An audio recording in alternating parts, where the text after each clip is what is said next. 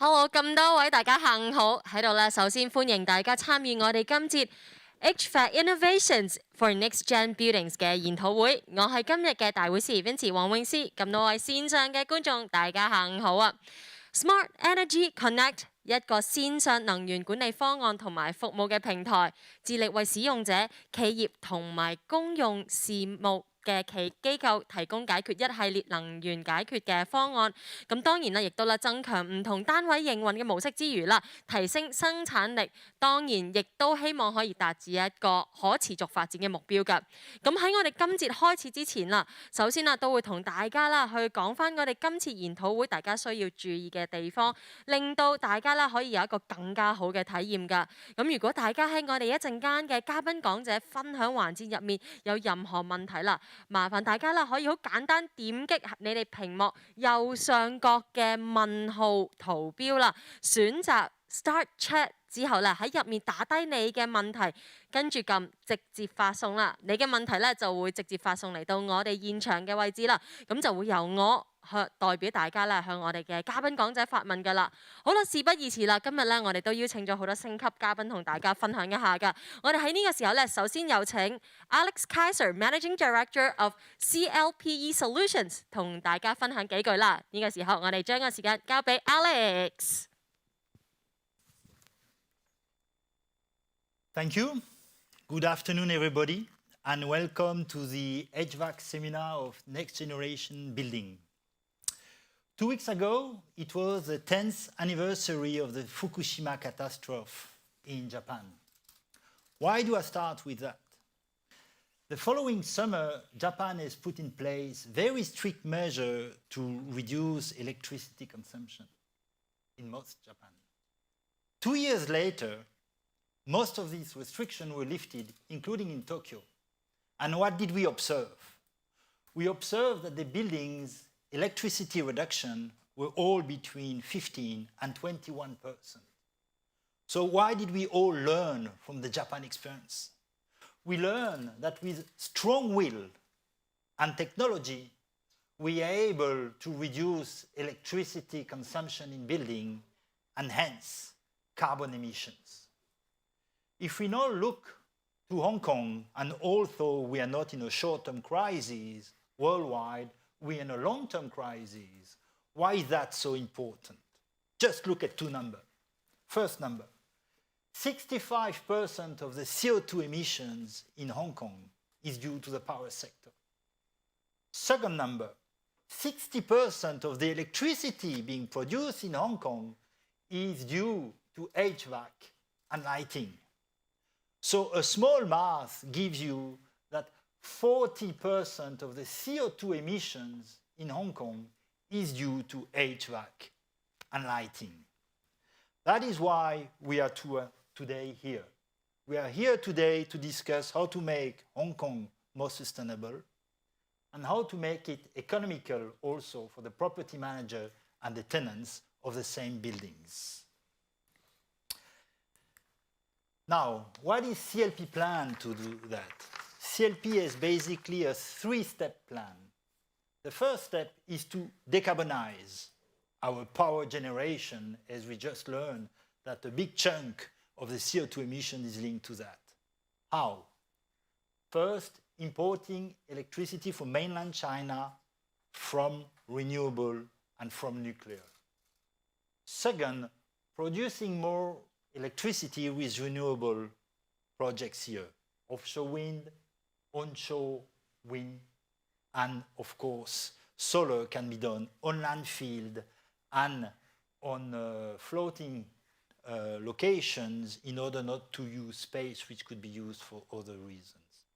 And third, to remove over time coal by gas, as we are doing today, because we are building 2 combined cycle plants with gas, and bringing liquefied natural gas from outside in order to have security of supply. The same gas which could be replaced in the future by hydrogen. So the Hong Kong power generation will be more and more produced with clean energy. Second, to electrify the economy. And we are on this path, and we saw the measures being taken by the government by replacing fuel in cars by electricity and clean electricity. And the third one, which is the reason why we are here today, which is to enhance energy efficiency, including in building where 40% of the CO2 is coming from HVAC and lighting. As CLPE Solutions Managing Director, our goal is to be your trusted partner for building energy management. How do we do that? 3 fields of application, 1 business model. Field of application in consulting. We want to be with you, your partner, in finding the right solutions with energy audit. Second, installing an energy efficient system, whether in chiller, in heat pump, but also in electrical system and monitoring them. Third, managing basically the energy consumption with more digital solution for intelligence in the buildings, for the building owner, but also for the tenant, with IoT sensing and automation solution, building smart system for analytics, and of course, advanced chiller optimization. And how do we want to do that? By providing, of course, services to you in installation and O&M. But more importantly, we will launch very soon our new cooling as a service business model, where we will invest on your behalf, we'll operate on your behalf, and we guarantee the performance. So our objective is to work with you in order to make Hong Kong more sustainable and new activity more economical. Thank you very much. And now I would like to pass the seat to Dr. Sam Hui. Thank you very much. Thank you. Thank you so much, Alex, for setting the scenes for today's symposium. 好啦，喺呢個時候呢，我哋事不宜遲啦，即將呢開始邀請我哋今日第一位嘅嘉賓講者嚟到我哋台上面啦，同我哋分享一下㗎。咁佢就係啦，香港大學機械工程系嘅兼任助理教授許俊文博士。咁許博士呢將會同我哋分享嘅議題啦係 latest trends and challenges in the HVAC industry。不如將個時間呢交俾許博士同我哋分享啦。So good afternoon, everyone, ladies and gentlemen. So I'm very glad to be invited to participate in this very exciting symposium, which was proposed to be held in the previous year, but now we have another format of virtual event, which will be very exciting for every one of us. The topic I'm going to share with you in this afternoon is about latest trends and challenges in the HVAC industries.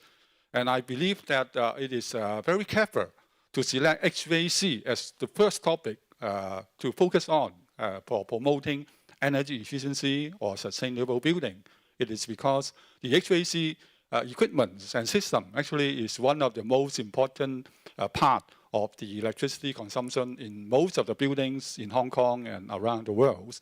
And in my presentations, I'm going to highlight to you the important consideration for the current technologies and the future trends, and also some of the problems we are facing or challenges in our industry that we need to resolve in the coming futures.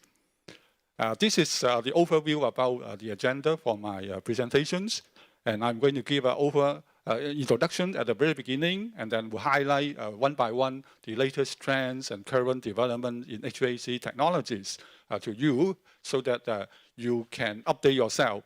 And I can find out actually in the morning sections of this symposium, there are already many speakers mentioning about smart buildings and AI, artificial intelligence technology, and we will have more details actually later on in the other presentation by other speakers in the afternoon. And I would like to also highlight to you the major challenges that we need to overcome. And at this moment, we all know that the pandemic of COVID-19 is affecting every one of us. And I would also like to highlight how COVID-19 actually affect our HVAC design and operations before we draw the conclusions at the end. So first of all, HVAC would stand for heating, ventilation and air conditionings. It is the biggest energy consumer in most of the buildings. In Hong Kong, as mentioned at the beginnings by our MD of the CLPE Solutions, Hong Kong, 90% of the electricity goes to buildings and 60% go to lighting and air conditionings. And therefore, this is a biggest chance for us to try to cut down this consumption and control it in a more effective manner. For the whole world at this moment, actually there's a growing demand for cooling or air conditioning, especially in the developing country. It is because when the living standards in the developing countries is improving, there is more requests for better environments to live in, to work. So therefore, they are trying to install air conditioning systems, cooling equipment or heating equipment at their home and at their offices. So therefore, it gives rise to a growing demand. And this also gives us a lot of challenges. And this forms the basic background of the driving forces nowadays, which include energy costs, the money we need to pay every month for our electricities, and also the government regulations trying to cope with the climate change and carbon emissions. And therefore, as a professionals in the building industries, we are trying our best to create sustainable and environmentally friendly building. And HVAC systems happen to be the major contributors. And then we are trying to respond to this market demand and also make use of the advancement in the technologies, which include some of the information technologies and communication technology in our systems. One of the documents I have studied before, which is the one of the report come out from the International Energy Agency. This diagram was taken from that report, which illustrates to us the world energy use for space cooling in the next few decades. And you can see that at this moment, in the year 2021, the percentage of space cooling in terms of the total energy use in our world is about 8%. But by the year 2050, it will increase by double to almost 14 to 15%. And this is also covering many of the different sectors, including residential building, commercial building, and so on. And there is a key evidence that we need to look at it if our aim is to try to control the greenhouse gas emissions from our building sectors. And in the HVAC industry, actually there are many developments and trends. I'm not going to cover all of them because of the time limitation. I have selected 3 major keywords here, which include new, smart, and green, to highlight to you what this trend is affecting the industry and also affecting every one of us. New here means new HVAC technologies in different parts and components and subsystems in our installations. Smart, which means the use of some advanced information technologies and devices for helping us in HVAC controls and operations. Green here refers mainly to the use of renewable energy sources for powering our HVAC equipment and also for supporting the improvement in the efficiency. And in recent years, in the past 1 or 2 years, the whole world is affected by the pandemic of COVID-19. So therefore, I would also like to highlight the relationship of ventilations, HVAC with this COVID-19 and what are the impact that it may have in the coming future. So let's start by looking at the first part, which is new. New HVAC technologies, here I summarize into 3 parts. The first part is the development and the use of zoning system, which means that in the past, there are many big buildings which have centralized plants for HVAC. Now there's a trend that these centralized systems with chiller plants is broken down into smaller systems which have a better part load controls and flexibilities. And it can also adapt to different situations. And people are also trying to reduce the use of materials. For example, the material put into setting up the air ducts. And therefore, more ductless system, like the variable refrigerant volume, VRF system, are being applied in different types of buildings nowadays than before. And there are also new development in terms of the inverter technologies applied in HVAC equipment. And this inverter technology actually is not new.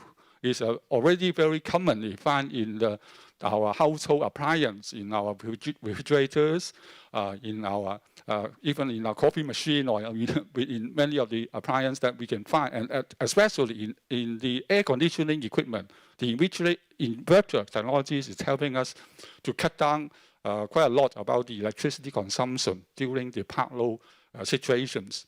And the second part of the new HVAC technology I would like to highlight is the heat pumps, and which have been mentioned at the beginning, in the morning section, and also by some of the speakers. And the use of the advanced heat pump technologies, including multi-stage cycle heat pumps, hybrid systems with the integration of solar and geothermal and chemical source energies, are being applied nowadays and developed by many manufacturers of these heat pump equipment. And at the same time, some of the research also goes into some innovative ideas about environmental refrigerants. And this, the use of new refrigerant actually is affecting our future developments and the system that we are going to adopt in our HVAC. So for instance, this is a diagram to compare centralized chiller plants with variable refrigerant flow systems, and especially during the park loads and in some of the buildings which have individual rooms and zones which require different operating hours. Then this zoning system or VRF system seems to be more flexible and more efficient in terms of the operations. And for heat pumps, we should already know about the use of heat pump for warming the house, for heating, but actually we can also apply heat pump to extract heat and also from water sources, from the ground, and also integrate with the solar energies, which is new directions for heat pump advancements in the coming futures. For the environmentally friendly refrigerants, at this moment, we already have international agenda of changing refrigerants into a more environmentally friendly chemicals and substances. And we are now still in the middle because refrigerants like HFC, HCFCs are being applied nowadays, but actually it's not the final destination for our refrigerant. We are trying to go for zero ozone depletions and also low global warming potential refrigerant in the next few decades, which will affect very much our industries in HVAC. And the second part of the latest trends can be summarized by this word smart, which have been mentioned many times in this symposium. And for HVAC systems, smart HVAC would mean the use of smart meters, sensors, and thermostats for us to monitor the conditions of our space and also identify problems that we need to pay attention to. At the same time, these sensors and the smart meter will also help us to carry out automations and data analysis in a more effective way. And at the same time, with the development of our communication technologies, for example, the 5G, the fifth generations of our communication are now being applied so that we can make use of IoT, which stands for Internet of Things, in many of the HVAC controls. And there is still a big potential for expanding this into self-regulations, remote access, and also integration with a lot of the other smart building control, like the lighting part that I mentioned earlier. And at the same time, after we collect all this data and informations, we need also intelligence to make use of this to find out the wisdom out of it and identify the problem and also take immediate actions. So therefore, there is also a need for using these AI, artificial intelligence analytics in HVAC controls to try to increase the level of intelligence for supporting operation, maintenance, especially some predictive methods of maintenance are now becoming more and more common. And this is a diagram to illustrate how we put smart meters, thermostats, and sensors into different parts of our buildings. It could be a very simple air conditioning room with equipment and the diffusers, and then there will be a personalized controls by detecting actually the response of the individual occupants, so that the air conditioning system is responding to the individual comfort requirements of the occupants. And from the centralized system point of view, we can also link up these smart sensing technologies to be applied in our chiller plants, water pumps, and also individual air handling units, so that we can optimize the overall solutions in our operations. And by applying this Internet of Things, we can also enable a lot of HVAC control functions which are not possible or too costly to apply in the past, including predictive maintenance, air qualities, measurements, and also measurement and verifications of energy audit, energy saving plans, as well as real-time data monitoring, and so on. So this becomes much more easier than before with the support of these IoT technologies. And for the artificial intelligence, there are a lot of research nowadays being carried out and developed in the universities and also in different countries by the relevant companies who are supplying this type of control for HVACs. They are trying to implement this machine learning algorithm so that we can customize into different building behaviors for optimizing the operations for HVAC and for also maximizing the comfort and the indoor qualities of the environments. The third part of the latest trend I would like to highlight is related to sustainable or green. And for HVAC system, which consume a significant part of the electricity, we need to provide green power to them. And there is a trend and also research development to try to look into possibility of using solar energy as one of the options for electricity supplies and for energy supplies. And the use of solar photovoltaics, PV, is a very simple applications which can be applied in many types of small to large scale HVAC systems. And the use of solar thermal combined with absorption cycle, which also help us to create very efficient HVAC systems. And at the same time, we could also consider other forms of renewables, including geothermals. Therefore, geothermal heating, geothermal cooling system are available in the market and need to be expanded in order to enhance the efficiency. And the last on the list of this green alternative is the use of desiccant enhanced evaporative cooling system, which are more effective usually in some drier climate. So these are some of the examples of solar PV, which you can install on the top of your building, on the rooftop, and then connect it and then provide the basic electricity supplies to your air conditioning or some other household appliance. And at the same time, we can also consider the use of solar collectors or solar thermal systems to be applied in the refrigeration cycle to provide cooling and also a little bit of heating for the buildings. And in some other countries, and also in Hong Kong, we have examples of geothermal system being applied for heating and cooling. One of the examples I remember in Hong Kong is the Hong Kong Wetland Park. They apply it in one of their building, and then make use of it to provide comfort conditions both in the summertime and the winter time, which are very energy efficient. And at the same time, some people are considering the use of desiccant enhanced evaporative, which is a new technology now being researched and studies, which make use of the chemical desiccant to absorb the moisture from the air. And in Hong Kong, in particular, we are in the hot and humid climate. So therefore, actually, most of the air conditioning cooling energy is spent in removing the moisture instead of controlling the temperature. So therefore, this evaporative desiccant-based system will be very attraction to our hot and humid climate countries. But at the same time, although we have a lot of potential in the trends, we are also facing challenges in our industries. Because every year or every month, the building owners is asking the engineers and the building professionals to improve the energy efficiency.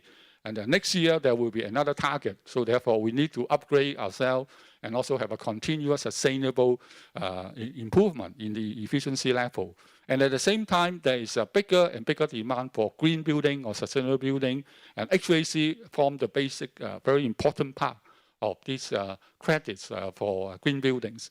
And in recent years, in particular, with the situation of COVID-19 pandemic, there is also a quest for healthier building because we would like to provide better ventilations, improve the indoor air qualities of the environment so that we can ensure that the people will not get infected in the air conditioning space.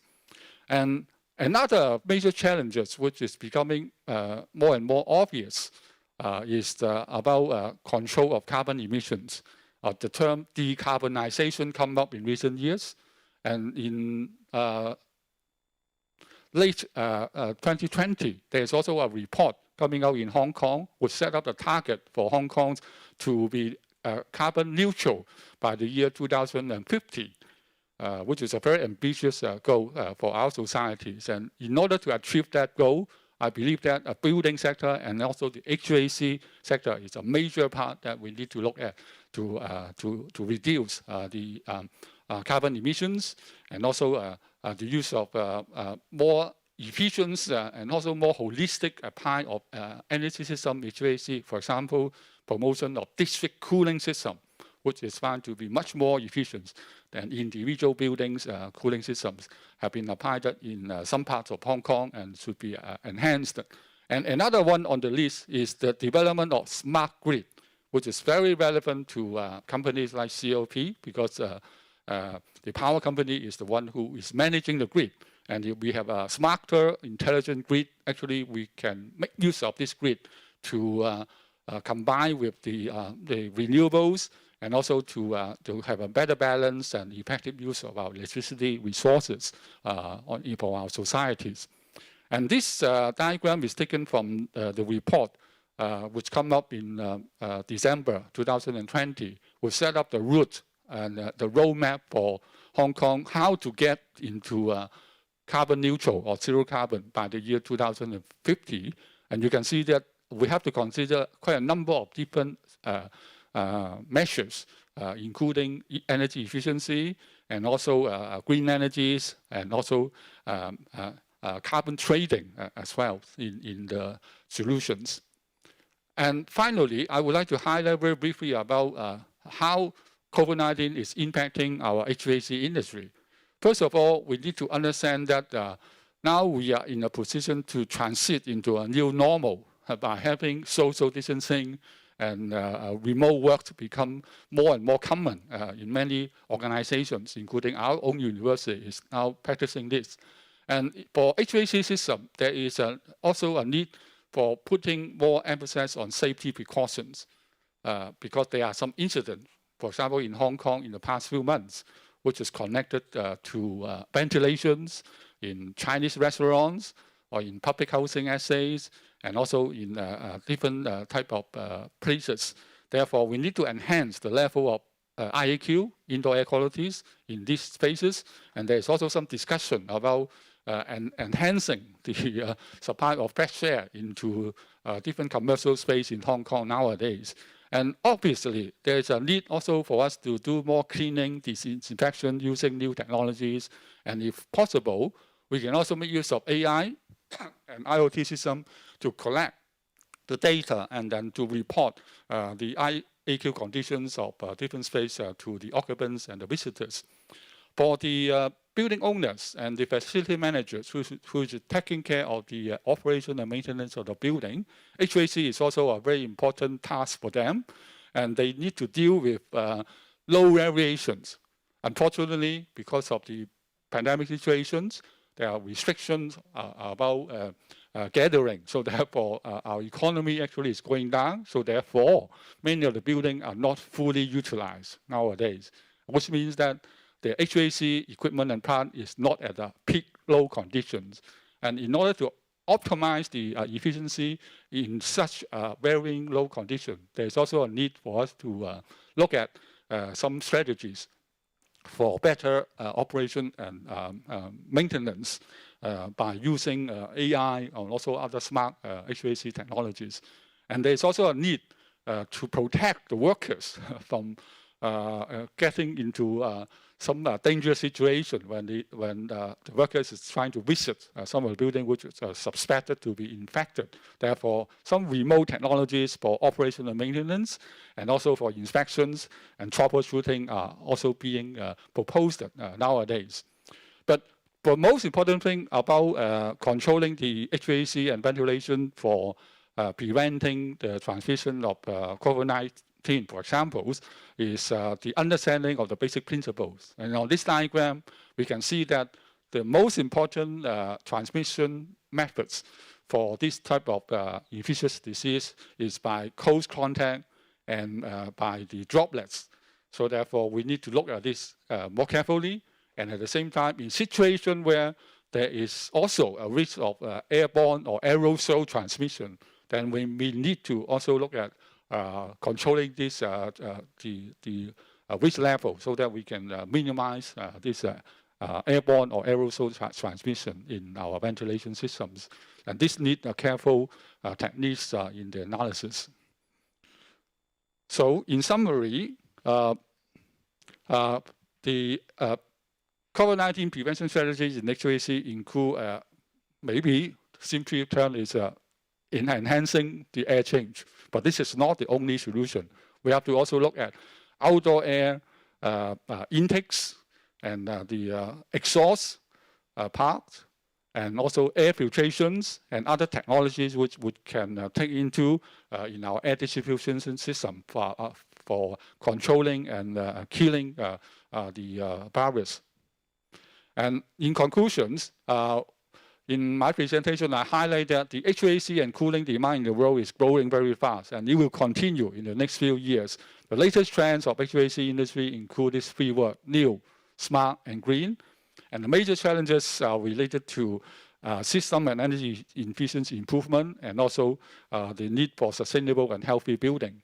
And I believe that there's a need for us to set up a strategic planning and have a right business mindset in order to tackle with these situations. And we should also get other people involved by educating and advice, giving proper advice to the client and the building owner to make a better decisions on their HVAC systems and decarbonization goals. So this is what I would like to highlight at the beginning. I hope that this will be a starting point for our discussions.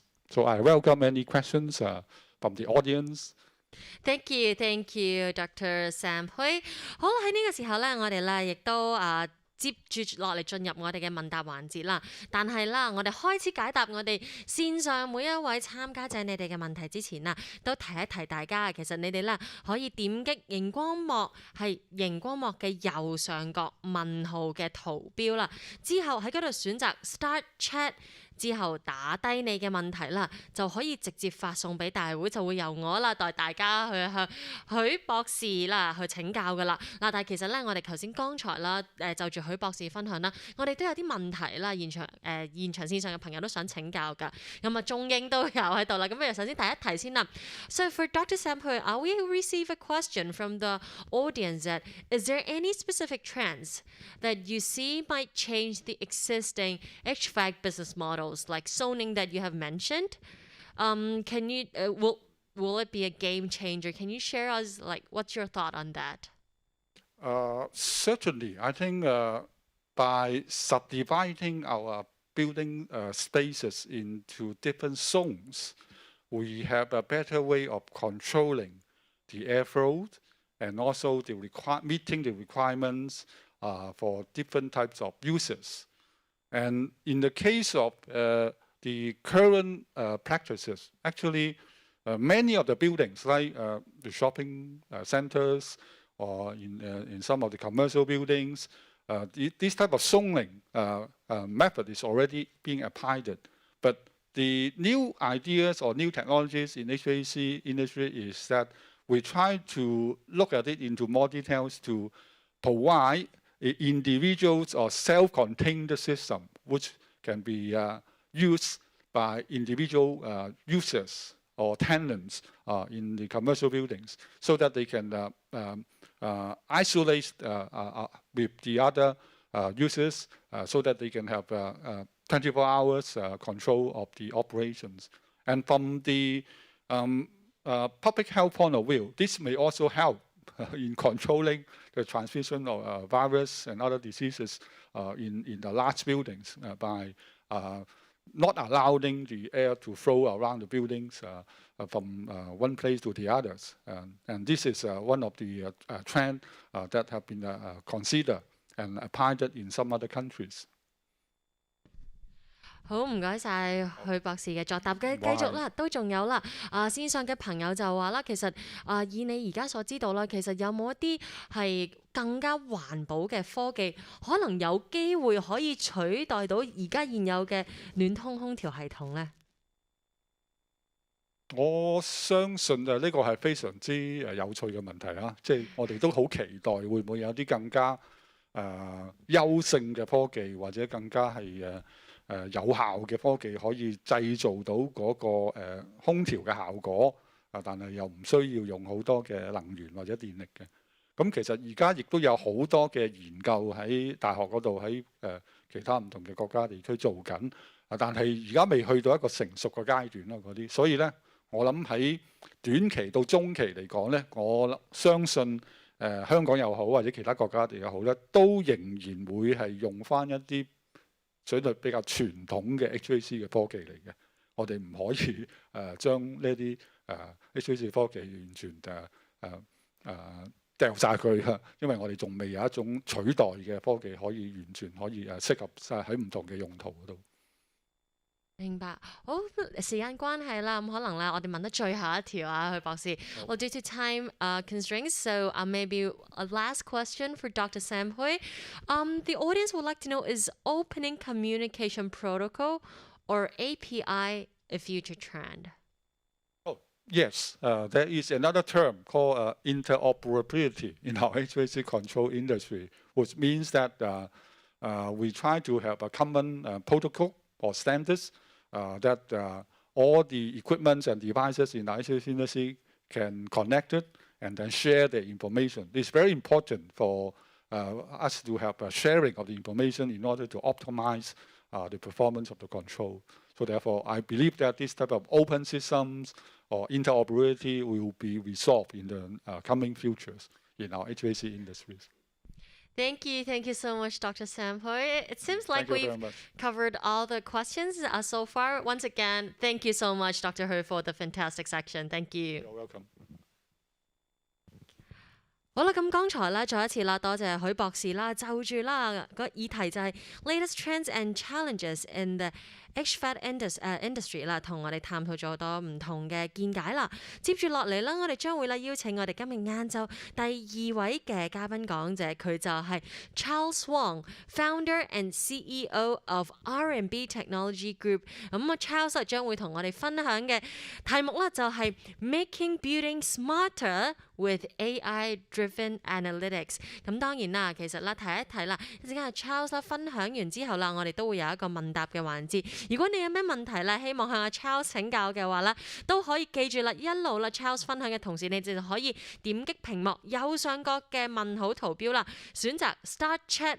打翻你條問題入去 question and answer 嘅 section 入面啦，就直接發送俾我哋，咁一陣間咧就會喺問答環節代為發問噶啦。好啦，事不宜遲啦，我哋咧不如將個時間交俾阿 Charles 同我哋分享啦。唔該晒。咁多謝 CLP 啦，今日係邀請我今日嚟到呢度，可以同大家分享下我哋公司嗰個而家做到係咩嗰個成果啦。咁首先介紹下公司啦，我哋公司 R&B 啦，咁其中一個好重要嘅股東就係 CLP 啦 ，of course。咁喺我哋個領域咧，最主要用 AI 去解決而家一般嚟講，好似頭先許博士佢話 IOT，咁我哋點樣將呢啲咁好嘅 things、咁好嘅 hardware 去利用好呢？通過大數據，通過一個人工智能去點樣去分析。咁喺其中一個板塊呢，我哋就係專注喺嗰個building 嘅 energy 方面嘅。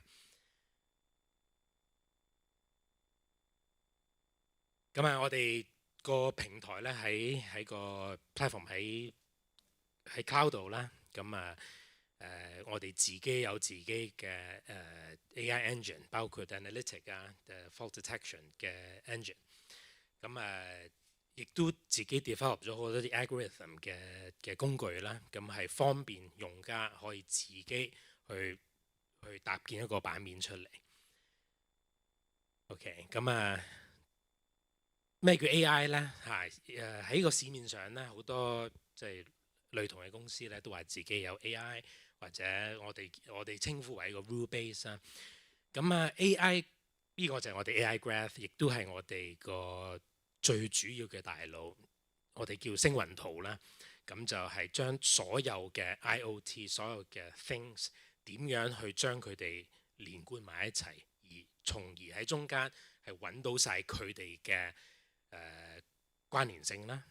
咁可能即係我哋可以imagine 我哋人嘅一個身體啦，即係一個心臟可能同佢個腦、同佢嘅胃、同佢其他所有嘅肢體都係有個關聯喺度嘅。咁我哋嗰個大腦咧就可以將所有嘅 things 去話俾我哋嘅用戶知道，究竟佢哋關聯喺邊度。係啦，四大板塊咧，個 AI graph 啦，喺左上角啦，一個就 artificial intelligence 嘅 FTD 啦，同 diagnostic 啦，即係一個分析啦，一個故障嘅分析診斷。一個就係 energy management 我哋點樣去管理好我哋自己嘅能源啦，同埋一個 data analytics， 咁係一個大數據嘅分析。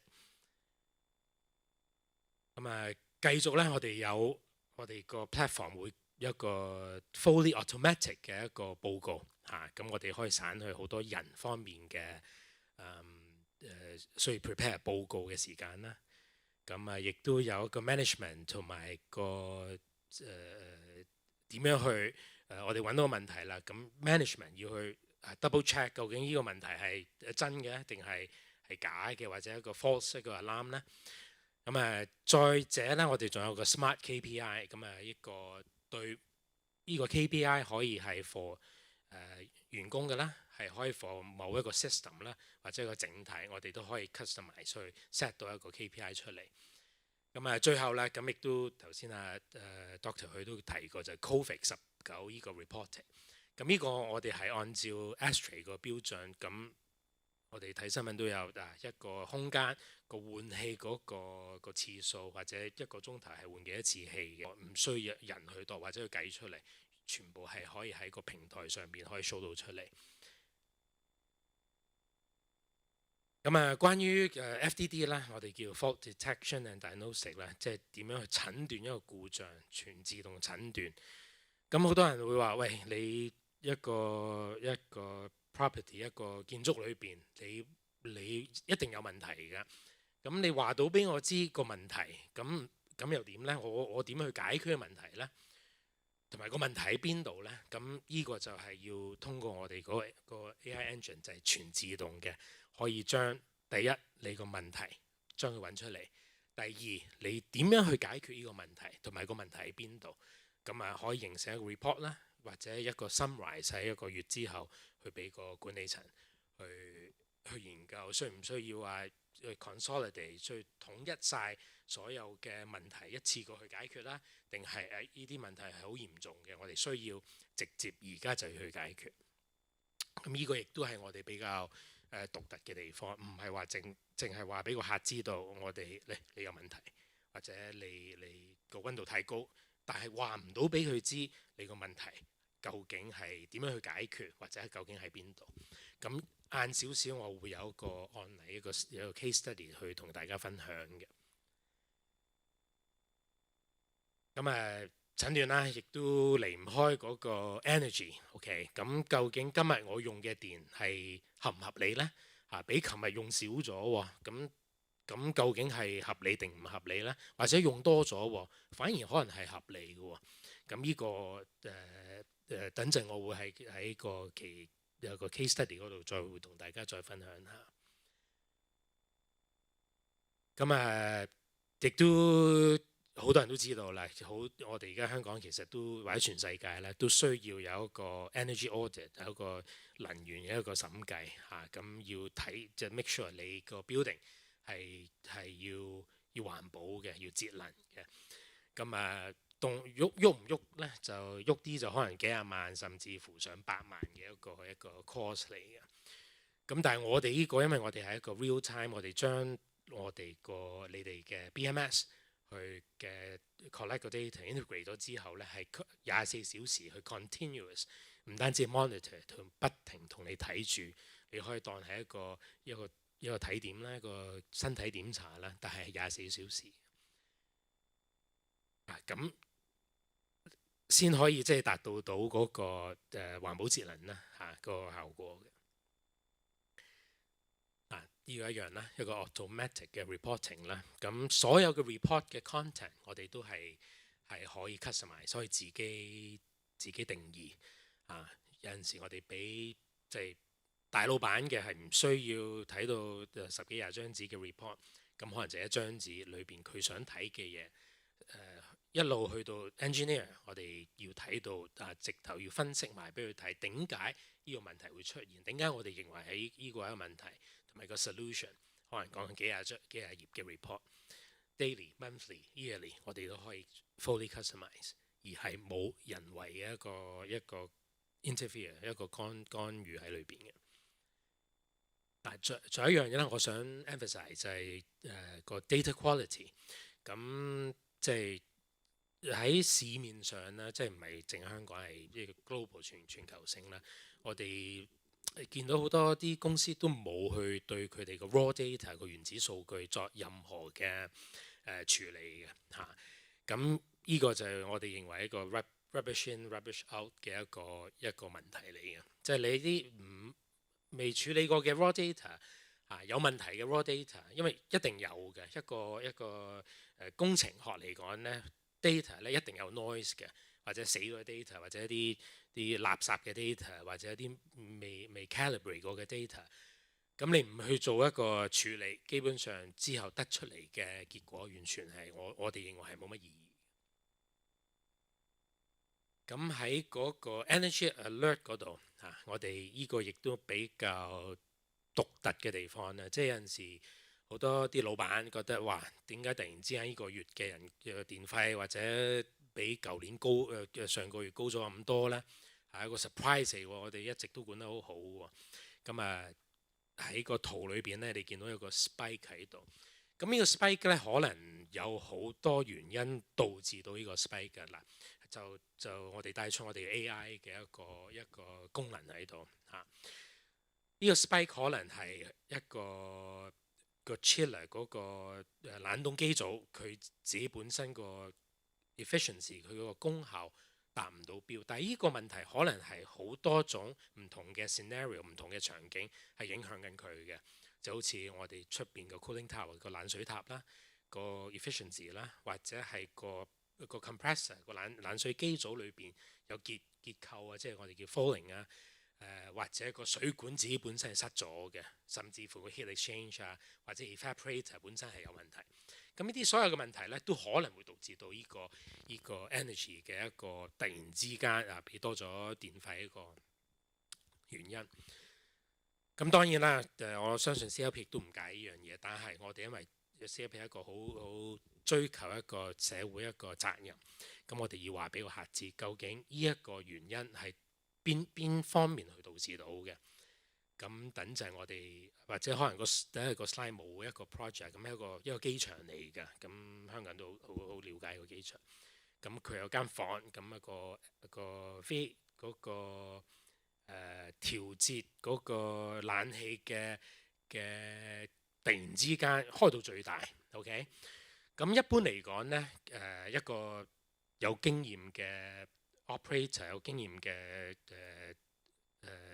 工程師呢，佢哋就會可能係呢樣嘢導致嗰樣導致。咁可能呢，亦都係人為導致喎，人將佢嗰個 setting set 得太高啦。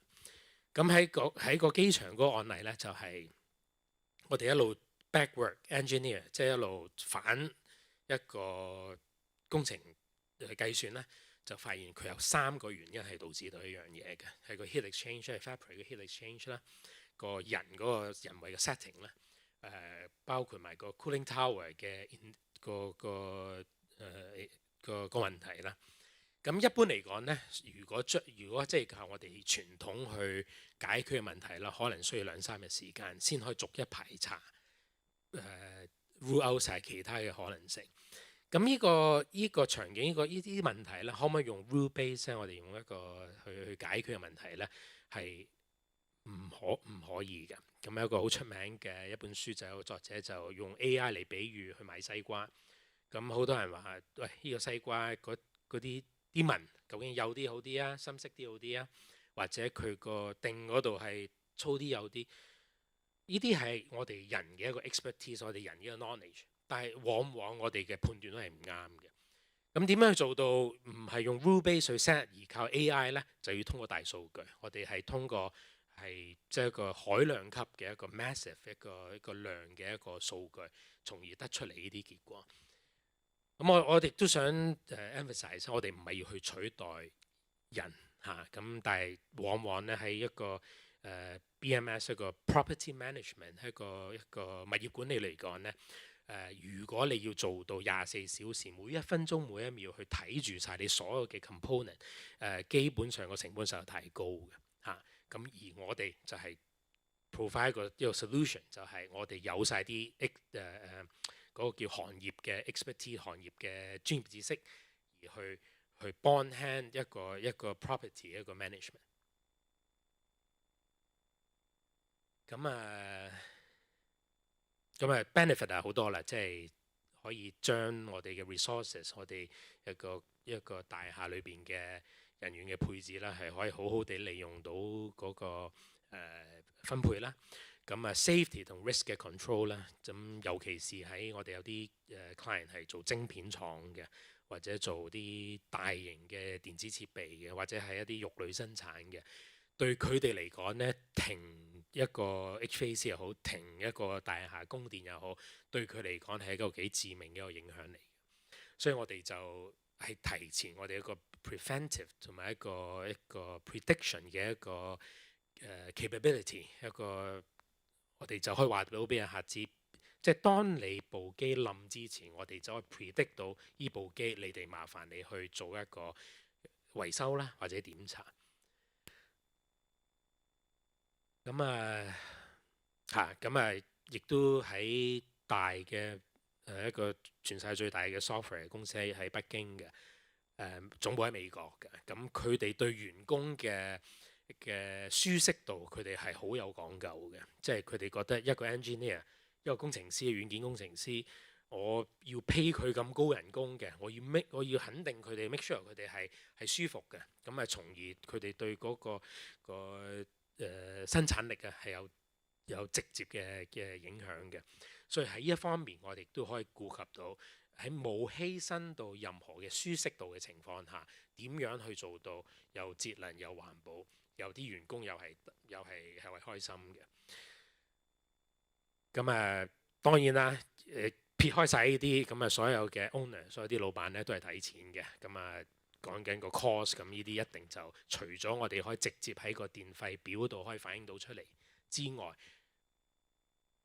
，OK， 咁唔好意思啦，嗰個時間我到咗啦。咁好快，我俾多10秒，我哋講講我哋呢個喺澳洲咧個 Darling Square 啦。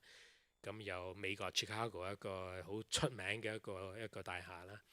咁上海 Raffles City 啦，新加坡嘅物業管理啦。OK。Thank you，多謝晒 Charles 剛才嘅同我哋嘅分享啦。咁其實咧雖然時間都係剛剛啦，但係咧其實我哋都有收到唔少嘅問題㗎。咁不如咧好簡單，我哋回答一兩題啦。咁咧其實咧有一位線上面嘅朋友就話咧，其實平均啦每一棟大廈嗰個 data points 嘅 number 係幾多度咧？需要？一個大廈如果你話好似機場或者 shopping mall 機場啦，咁從5萬個 data point 去到20萬個 data point 都有。咁我哋喺一個香港 for example 用喺尖沙咀或者 ICC 或者 IFC 啦，佢哋平均嚟講有20萬個 data point 嘅。咁你細啲或者好似你而家呢個紅磡啦，呢個大概都有6000個 data point 度嚇。好，唔該晒啊 Charles，因為時間關係咧，我哋唔緊要，我哋咧其實如果有咩問題咧，歡迎大家啦都可以電郵去到我哋嘅郵箱 enquiry@clpsec.com。喺度再一次唔該晒啊 Charles，thank you， 多謝晒你，多謝晒 ，thank you。多謝晒 Charles 剛才精彩嘅分享啊，同我哋啦講咗好多佢哋佢嘅見解啦，同埋一啲嘅心路歷程㗎。咁當然啦，亦都啦係接住落嚟，我哋緊貼下一個議題啦，就係 uplifting the performance of HVAC systems using AI。咁將會啦係由 Conservate 嘅 General Manager Chiraru Shaha 同我哋分享㗎。咁但係因為咧 Chiraru 咧而家咧唔喺香港，咁佢咧係都為我哋咧特別錄起咗一條短片啦，同我哋分享佢嘅一啲諗法啦，對於呢個嘅議題。咁啦，不如我哋播片之前啦，都提一提啦，我哋線上咁多位朋友，其實咧一陣間雖然咧我哋咧係Chiraru 啦並不在現場啦，同我哋分享啦。但係其實我哋一陣間咧都仲會有問答環節，而我哋亦都邀請咗代表咧嚟到現場啦，同大家解答你哋嘅問題。所以任何問題嘅話咧，不妨咧都記住要點擊屏幕右上角嘅問號圖標，選擇 Start Chat 之後咧，記住揀翻 Q&A section， 打低你嘅問題，直接發送過嚟就得㗎啦。好啦，事不宜遲啦，不如我哋一齊去睇一睇 Chiraru 為大家錄製嘅一個分享環節啦。Welcome everyone to my keynote session, Uplifting Your HVAC Systems Using Artificial Intelligence. My name is Chirayu Shah and I'm the General Manager for Conservate. We work very closely with the CLP Smart Elect Systems, and I'll be talking more about how we can use artificial intelligence methods and machine learning to improve the performance of your HVAC systems in your buildings. This is just a quick summary of the presentation today. We'll go through the background of the smart buildings landscape, the common challenges that we all face, how we can use artificial intelligence to provide the best solution to make buildings more efficient and reliable. How do we use Plan Pro and how does it fit into the solution using AI? The methods that we use for machine learning. And in the very end, I will talk about how Plan Pro has helped make the CLP Shamshui Po building even more efficient and reliable. So as I said before, as we all know, buildings are responsible for about a quarter of the carbon emissions in the world right now. 191 countries have ratified the Paris Agreement. They have all committed to reduce the carbon output as soon as possible, some of them committing to do it by 2030 and reduce the global warming. There is a big pathway to go to net zero emissions from buildings. We can do it in a couple of ways. Of course, we can improve the energy efficiency of buildings and reduce the demand using optimal load management. At the same time, there is only so much we can do with the help of energy efficiency. So there is also a very strong push to use renewables, on-site renewables, trying to have solar panels, thermal storage, and peak demand management to assist with the energy reduction and the carbon emissions reduction. Now, when we talk about a building, the HVAC systems in a building are the most energy intensive. They take up to 50% for most buildings. In some climates where it is very hot and humid, they can be even more than 60% of the energy usage in a building. So if we can target the HVAC systems within a building and try and make them more efficient, we can have a lot of energy savings and carbon reduction for the buildings. So what are the most common challenges faced by building managers or facility managers? Number one is the inefficient operation of the HVAC equipment. The lack of automation and control is the second highest contributor to this. A lot of the times the buildings are being run in a manual mode by the operators who may not be skilled, and they might just be going off their basic knowledge of what should be done rather than the data, the artificial intelligence that we can derive out of that to run and manage the buildings more efficiently. Then at the same time, the system downtime. The machines can break or shut down because of inefficient maintenance. And the BMSs that are typically used to control the systems within a building, they are more generic. They do not have the experience on how to run the HVAC systems more efficiently. So we all agree that it is a very complex problem. Now, if we try and add renewables to this thing, then it becomes even more complicated. Add to it that there is no lack of data and no previous case references that we can go back and learn from. Plus, if we now look at the different time of days, the fuels, the energy that we use, electricity, gas, they all have very complicated structures during the day. There is peak demands, there is off-peak costs, there could be shoulder costs. It all adds up. And how do we really know what is the best way to run which equipment and to use which fuel in a building at any point of time? There is only one way to do it. We need to use real-time data and artificial intelligence to use the predictive capability to control and optimize buildings in the best way possible. So in my opinion, the only way to do this is using artificial intelligence. We obviously rely on the existing infrastructure on site. We then put in a smart chiller plant controller on top of that to control and optimize the buildings. But at the same time, we need to do artificial intelligence-based prediction engines and model predictive control, which look at real-time data, which can then predict future events and predict the performance of buildings at a future point of time, and feed that back into the local building controllers to make the building a lot more efficient. This is the only way we can do it more efficiently and reliably. So at Conservit, we have a product called Plant Pro, which is hardware and a software solution which can integrate with all your BMSs, and it can act as the brain for HVAC systems using artificial intelligence. We have case studies of up to 40% savings, but by having Plant Pro and using the artificial intelligence methods within Plant Pro, we can get your building and your HVAC systems a lot more efficient and reliable. So how does Plant Pro work, and why is it so good? Plant Pro uses the state-of-the-art technology. It has AI machine learning-backed data models, which automatically builds and updates over time as more and more data is collected from the building equipment and the performance. At the same time, Plant Pro automatically generates the control algorithms and the dashboards for each system based on the wizard-based approach, where the building manager or the facility manager feeds in the information for each building, and it creates the models to suit every building. At the same time, we are not reducing or we are not eliminating the chance of errors. So users do have the chance, or the building managers do have the opportunity to receive automated alerts, at the same time override the AI-based commands if they feel that there is an issue with the automated commands. How we do this within Plant Pro is using advanced self-learning algorithms based on ASHRAE studies. First of all, we try and find out the chiller plant performance, and we monitor the performance of each equipment. By monitoring that and by using the design data that is available from the chiller plant manufacturers, we then build an internal model for measurement and verification. The model that is built can then predict the performance of the chiller plant equipment at any load condition and at any load point within the building.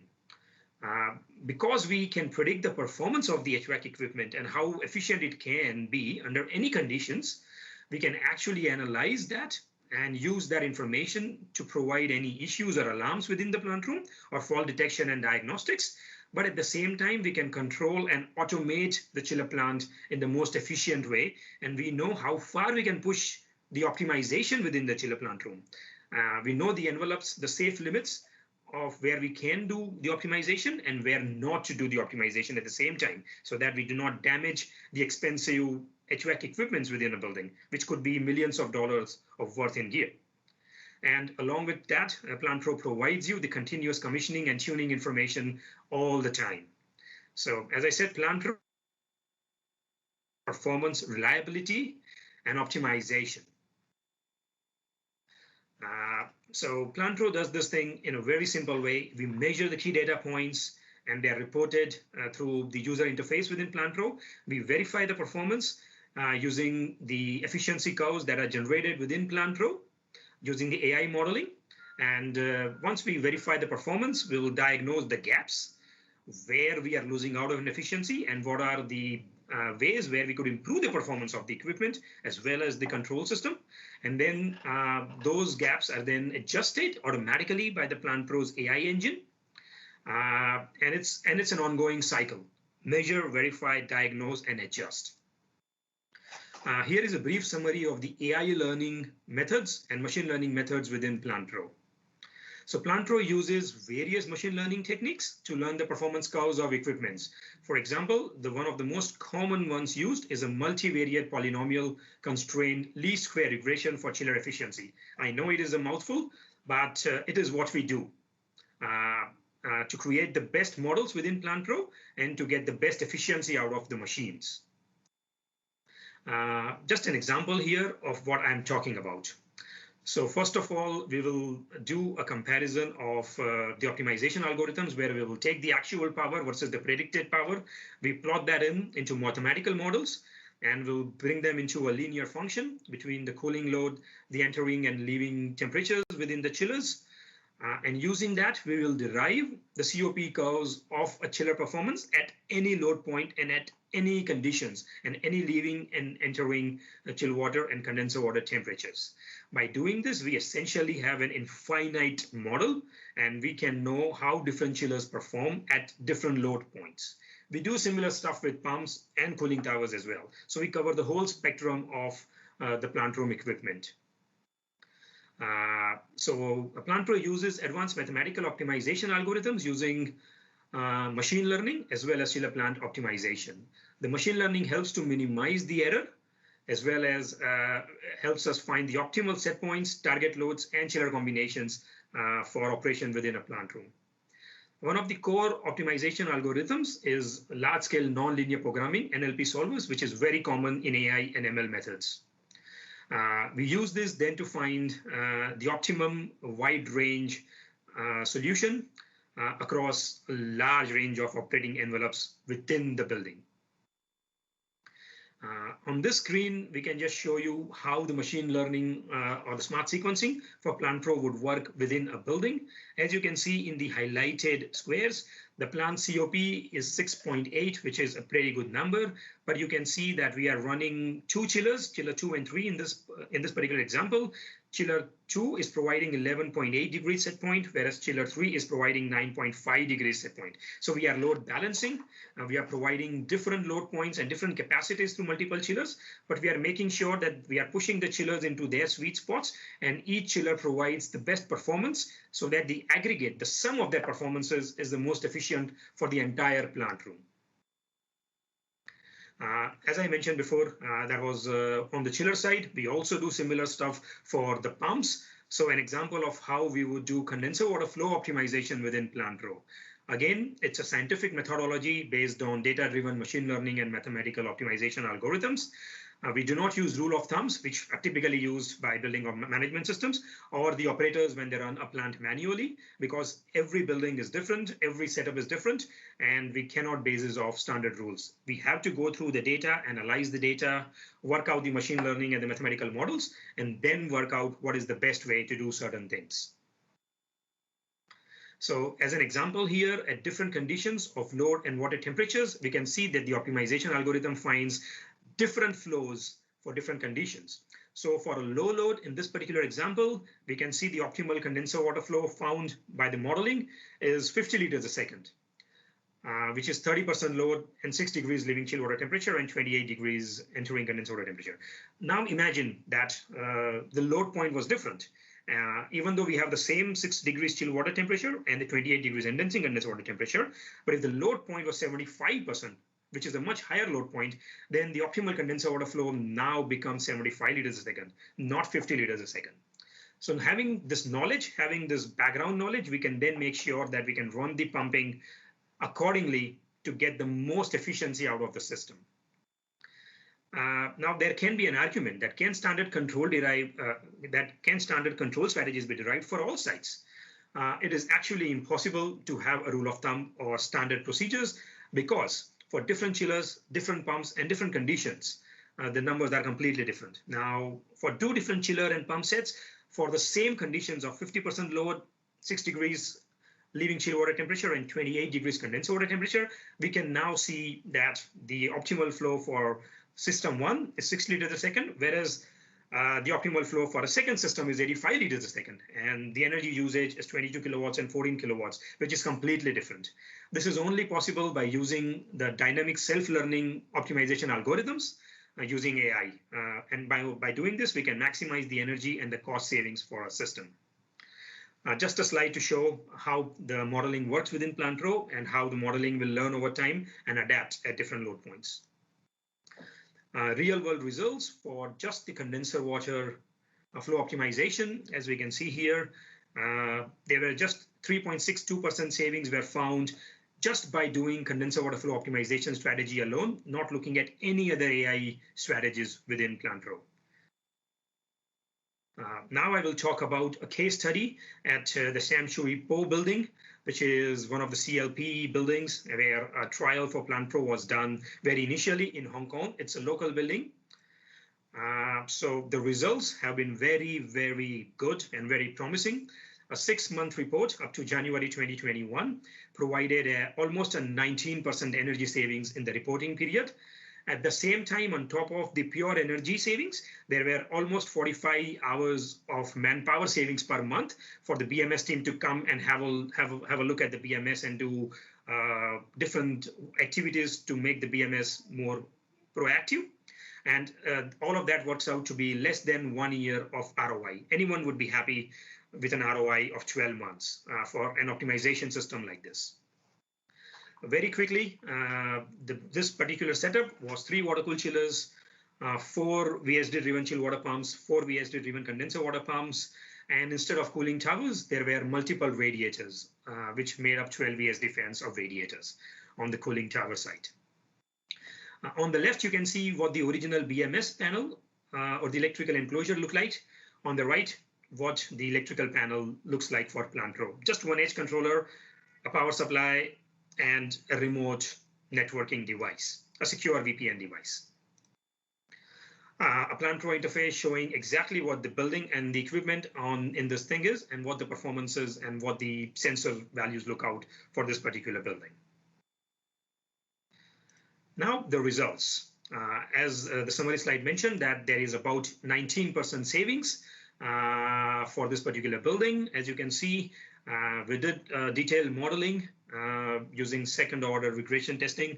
The actual and the predicted energy savings is shown here in the slide, and we can see the predicted energy savings, which is the blue line, is much lower right through. Similarly, the cumulative energy savings plus a rolling 7-day average also shows a big gap between the actual as well as the predictive savings. Overall increase in the energy consumption, I would say, or the decrease in energy consumption and the increase in energy efficiency. As we can see, the actual cooling load and the plant power is being trended over a long time, indicating an improvement in the energy efficiency for this particular system over time. What we can also see here is a comparison of the COP in the BMS mode before PlanPro was deployed and after PlanPro was deployed. The orange showing the COP performance with PlanPro and the blue showing the COP performance with the BMS. As we can see over time, there is almost a 27% COP improvement for the chiller plant performance under PlanPro. This is where the energy savings are being derived.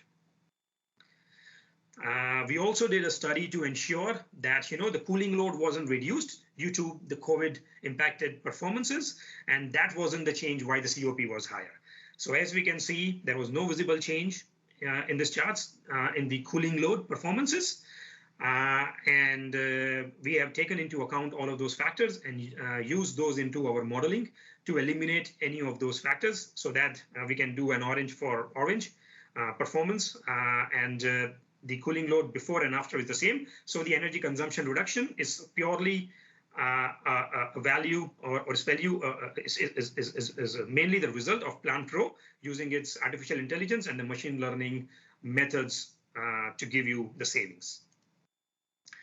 On top of the machine learning methods giving the pure energy savings, a side effect of Plant Pro has also been the reduction in the manpower that the facility managers had to use from the BMS company. Before Plant Pro, they were consistently employing the BMS team to use up to 50 hours for on-site adjusting, tuning, and manual changes. Whereas after the Plant Pro was deployed and the automatic machine learning making the whole operation dynamic and automatic, they needed only maybe 2.5 to 3 hours a month. So on an average, it's about 45 hours saved, which for over the 6 months is almost 267 hours, which is $100,000 of Hong Kong for 6 months. So this savings is on top of the actual energy savings that the facility managers or the building operators have derived outside of the energy savings within Plant Pro. Some feedback from the client team, and I thank the CLP team working very closely with us here in providing this feedback. Overall, even though the clients were initially very hesitant to install an automation tool because they were worried about the automation tool not understanding the building needs and overriding, the optimization might override the operations and the reliability of a building. They are now, after it being in operation for 6 months, they are now very happy with the performance, the optimization, the energy savings, as well as the manpower savings they get. Before Plant Pro, as they said, the engineer needed to periodically monitor and adjust the plant operations. Now it is optimated and the engineer can focus on the critical BMS issues. And the SSP team has been very kind and willing to recommend Plant Pro at other buildings. So thank you so much to them for their kind feedback. If you have any queries, I would encourage you to talk to the CLP Innovations team. Their contact details are here on this slide. Please get in touch with them if you wanted to know more about Plant Pro and how artificial intelligence can help you not only save energy within your buildings, but at the same time help you manage them better and improve the performance of your HVAC systems. Thank you so much for your time today. Please get in touch with CLP, and I'll now open the floor for any question and answers. Thank you. Thank you so much, Chiraru. 好啦，接住落嚟咧，我哋咧嘅問答環節啦，其實我哋亦都邀請到 Smart Energy Connect 嘅 Critica 為大家解答你哋所有嘅疑難㗎。咁所以咧，其實咁多位線上嘅朋友都唔需要擔心啊。如果你哋有問題啦，就住剛才Chiraru 分享㗎啦，都有啲問題想請教嘅話啦，都不妨可以啦。而家係點擊我哋屏幕右上角嘅問號圖標啦，選擇 Start Chat， 然後將你哋嘅問題寫低咧，就可以直接發送過嚟我哋大會呢邊㗎啦。好啦，咁不如啦，我哋都事不宜遲，開始解答下問題。So now we have invited Kritika from Smart Energy Connect to answer questions that we received from the audience regarding the HVAC enhancement. Well, we receive a few questions, and the first one we have it's, can AI work with buildings that have a mix of HVAC controls such as independent unit thermostats? So for Plant Pro, it's focused on the optimization and automation of the chiller plant equipment in a building, which falls on the water side. So chillers, cooling towers, pumps, these are the kind of equipment that AI can work on. But for air side, such as thermostats, Plant Pro cannot control those equipment. Okay, but we still have one more questions regarding the Plant Pro. They would like to know, would it be a lot of data that they need to have it ready before they can tell if Plant Pro works for their site? Yeah, we have streamlined the data collection process so that for the client, when we do the first assessment, it's not overwhelming data that they need to share. We do a site visit where we get the basic information about the plant configuration, the plant setup, the annual energy consumption, and the control methodology applied at that point. after one site visit, we can already assess and evaluate if the site is suitable for Plant Pro deployment. If it is, then we request for more data and coordination with the client team. And if not, then of course it doesn't go forward. But we have streamlined the process so that it's not too much data in the first go. But of course, the chiller plant configuration and energy consumption would have to be shared. Great. Kritika, we still have one more question just in time.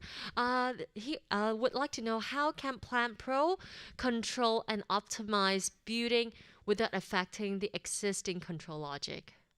Sure. Plant Pro can integrate with the BMS system of the building. Plant Pro can act like the brain, and BMS acts as arms and legs.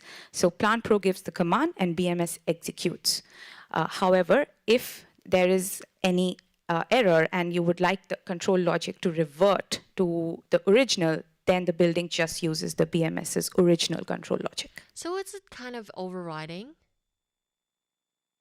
Yes, it would override, but in the scenario that there is an error, which is very rare, it would go back to the BMS original logic. Okay, perfect. Thank you. Thank you so much, Kritika, for telling us so much about the Plant Pro and also answering the questions that we have from the floor. And now, ladies and gentlemen, we will have a short break time. And the second section of the afternoon section will commence at 3:30. 好，咁多位呢，我哋而家將會呢係稍作休息一陣㗎。而下半部分呢，我哋將會有更加多嘅精彩分享啦。而下半部分嘅開始時間將會係下晝3點半。3點半後一陣同大家見 ，thank you。Innovations for Next Gen Buildings 嗱，我哋下午呢一個環節嘅第二部分㗎，咁馬上呢，我將會邀請啦，我哋下一位嘉賓講者咧，同大家分享㗎，佢咧就係嚟自 CLPE Solutions。Energy Management 嘅 Senior Sales Manager Daniel Tai， 咁 Daniel 咧今日將會同我哋分享嘅就係 New Era on Chiller Plant Management 㗎。咁提一提啦，我哋咧其實喺 Daniel 分享之後啦，都會有問答環節嘅。咁所以啦，我哋線上嘅朋友，你哋有咩問題想發問呢？記住一定要點擊屏幕右上角問號嘅嗰個圖標，咁之後選擇 Start Chat， 揀翻 Q&A section， 將你哋嘅問題打入去，再發送俾我哋就得㗎啦。好啦，事不宜遲啦，我見到啦 Daniel 都準備好，將個時間交俾 Daniel。Hello， 大家午安。咁好多謝大家嘅時間嚟到呢度聽下我哋嘅分享啦。咁嚟緊接住落嚟嘅時間咧，我會同大家分享一下，究竟我哋對 chiller plant 嘅 management 有啲咩新嘅睇法，同埋有啲乜嘢嘅技術可以幫助到大家去管理自己嘅冷氣系統嘅。或者我先簡單介紹下我哋公司咧 ，CLPE Solutions 中電源動。1985年喺香港成立，我哋係一個致力為香港工商界提供一個可持續發展同埋能源效益嘅方案供應商。而我哋嘅業務範圍咧，亦都涵蓋咗喺唔同嘅範疇裡面嘅，包括 electrical engineering 啦、consulting services 啦、operations and maintenance 啦、smart solutions 啦、controls communications 同埋 security system 嘅。咁喺咁多年以嚟咧，咁 CLPE Solutions 咧已經建立咗一支超過550人嘅專業工程團隊。我哋致力希望成為我哋客戶一個可信賴嘅合作伙伴。咁喺 Energy Management 底下咧，我哋亦都有唔同嘅業務範圍喎。我哋涵蓋咗一啲工程同埋顧問服務啦。咁喺呢啲工程同顧問服務裏面咧，我哋會提供一啲 System Audit 啦、Power Quality 嘅 Check Up 啦，以去確保現有系統嘅穩定性啦。同埋揾出可以改善嘅空間嘅。而喺 HVAC Engineering 裏面咧 ，chiller plant 同埋 heat pump 嘅 replacement 亦都係我哋其中一個重點嘅項目。整合咗成個 Smart Solutions 提供嘅智能方案咧，我哋可以大大咁樣提升 chiller plant 嘅 optimizations 同埋 operations excellence 嘅。咁我哋成日都講話new era of chiller plant management。咁究竟我哋今時今日係點樣去 manage 我哋嘅冷氣系統咧？我相信好多業主啊，或者從事物業管理嘅同事咧，成日都面對到一啲好類近嘅問題嘅。而呢啲問題咧 day to day 咁樣發生，而我都覺得係幾頭痛嘅。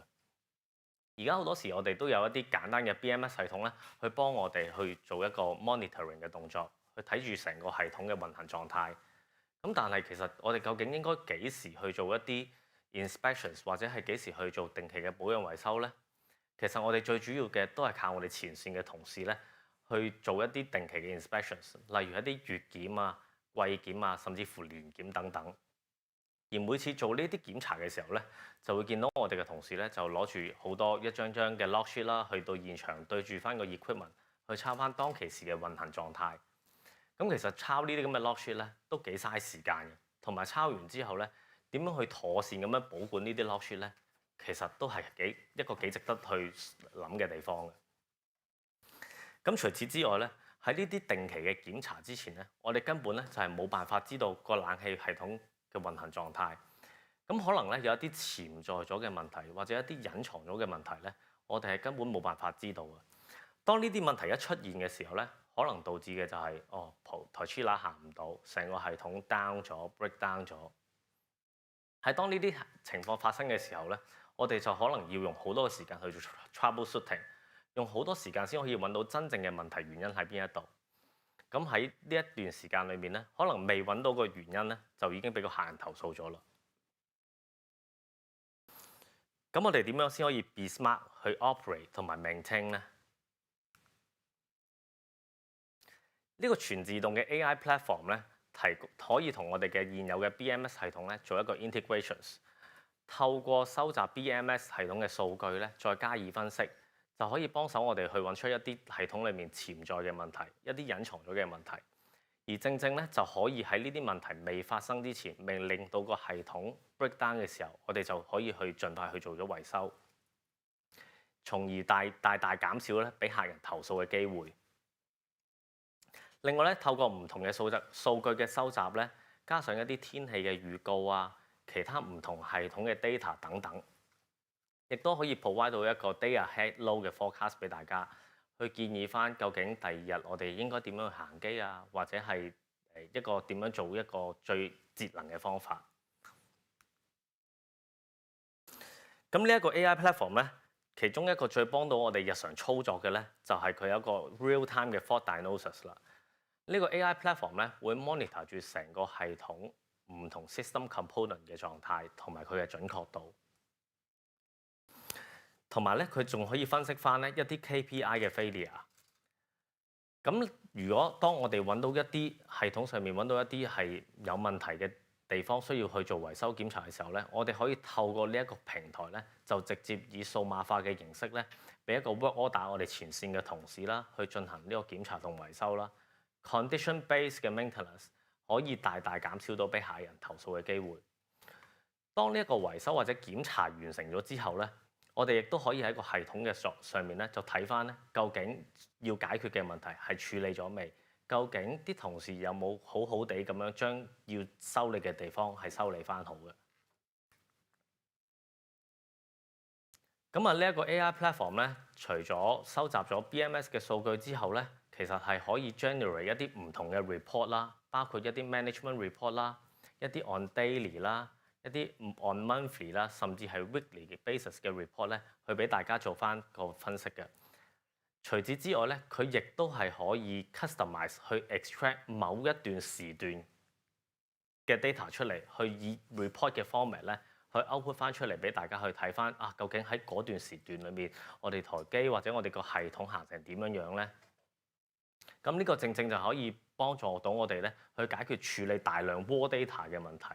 我哋嘅同事可能唔再需要就攞嗰扎抄完翻嚟嘅 log sheet 咧，就慢慢將嗰啲 raw data 重新整理，先再做一個 report 出嚟去加以分析。咁 free up 咗嘅時間咧，就可以俾啲同事咧去做其他唔同嘅 task 啦。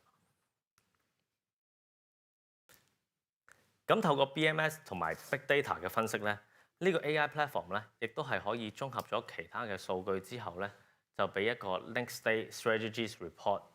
呢個 report 係啲乜嘢咧？其實就係睇翻當其時以往嘅行機數據啊，或者嚟緊嘅天氣情況會係點樣之後咧，就分析翻啊，我哋究竟聽日行機行 chiller， 究竟應該行幾多部機啊？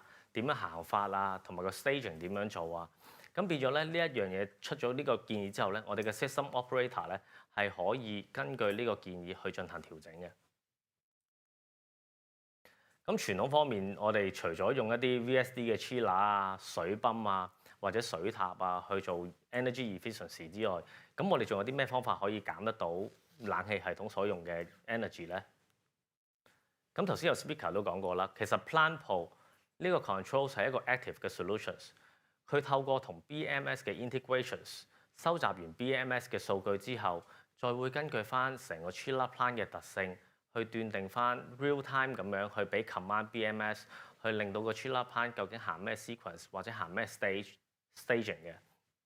呢個 from time to time 嘅 real time command 咧，係可以根據到呢個 chiller plant 喺唔同嘅特點、唔同嘅運行情況底下咧，係再作出調整嘅。而 Plant Pro 咧，亦都係可以同 BMS 做 integrations 啦，又或者係 standalone 直接用 high level 去 control chiller 機組嘅。咁好啦，頭先都分享咗一啲關於保養維修啦。咁究竟喺一啲好舊嘅 chiller plant 又會係點樣嘅情況咧？咁我哋最常見得到咧，一個好舊嘅 chiller plant 咧，就係佢個 performance 已經 degrade 得好犀利啊，又或者可能保養做得唔好啊，而引致嘅就係需要用好多時間同埋金錢去換一啲主要嘅零件。同埋喺啲好舊嘅 chiller plant 裏面咧，我哋會發覺到一樣嘢係好 common 嘅，就係佢嘅 performance 咧已經係 degrade 咗，同埋同當初嘅 design 係已經完全唔同噶啦。咁呢啲當然有好多唔同嘅因素嘅影響啦，可能係一啲building 裡面嘅用途改變咗啊，多咗 tenant 啊，少咗 tenant 啊，甚至乎可能多咗一啲 tenant 嘅 facilities 啊，咁樣正正就係呢啲咁嘅舊嘅 chiller plant 咧，係未必可以 deliver 到一個 performance 係你需要嘅。咁喺香港最常見我哋見到我哋想換機啊、換 plan 啊，咁我哋點樣做咧？最常見嘅做法就係1對1咁樣換咯。嗰度可能個site係2台300噸嘅 chiller， 咁我哋就換翻2台 identical 嘅300噸 chiller 落去，2台100噸嘅我哋就換翻2台100噸。可能大家根本咧都冇考慮到咧點樣換機、揀乜嘢機組，或者用啲咩嘅 combinations 咧，先係最有能源效益嘅。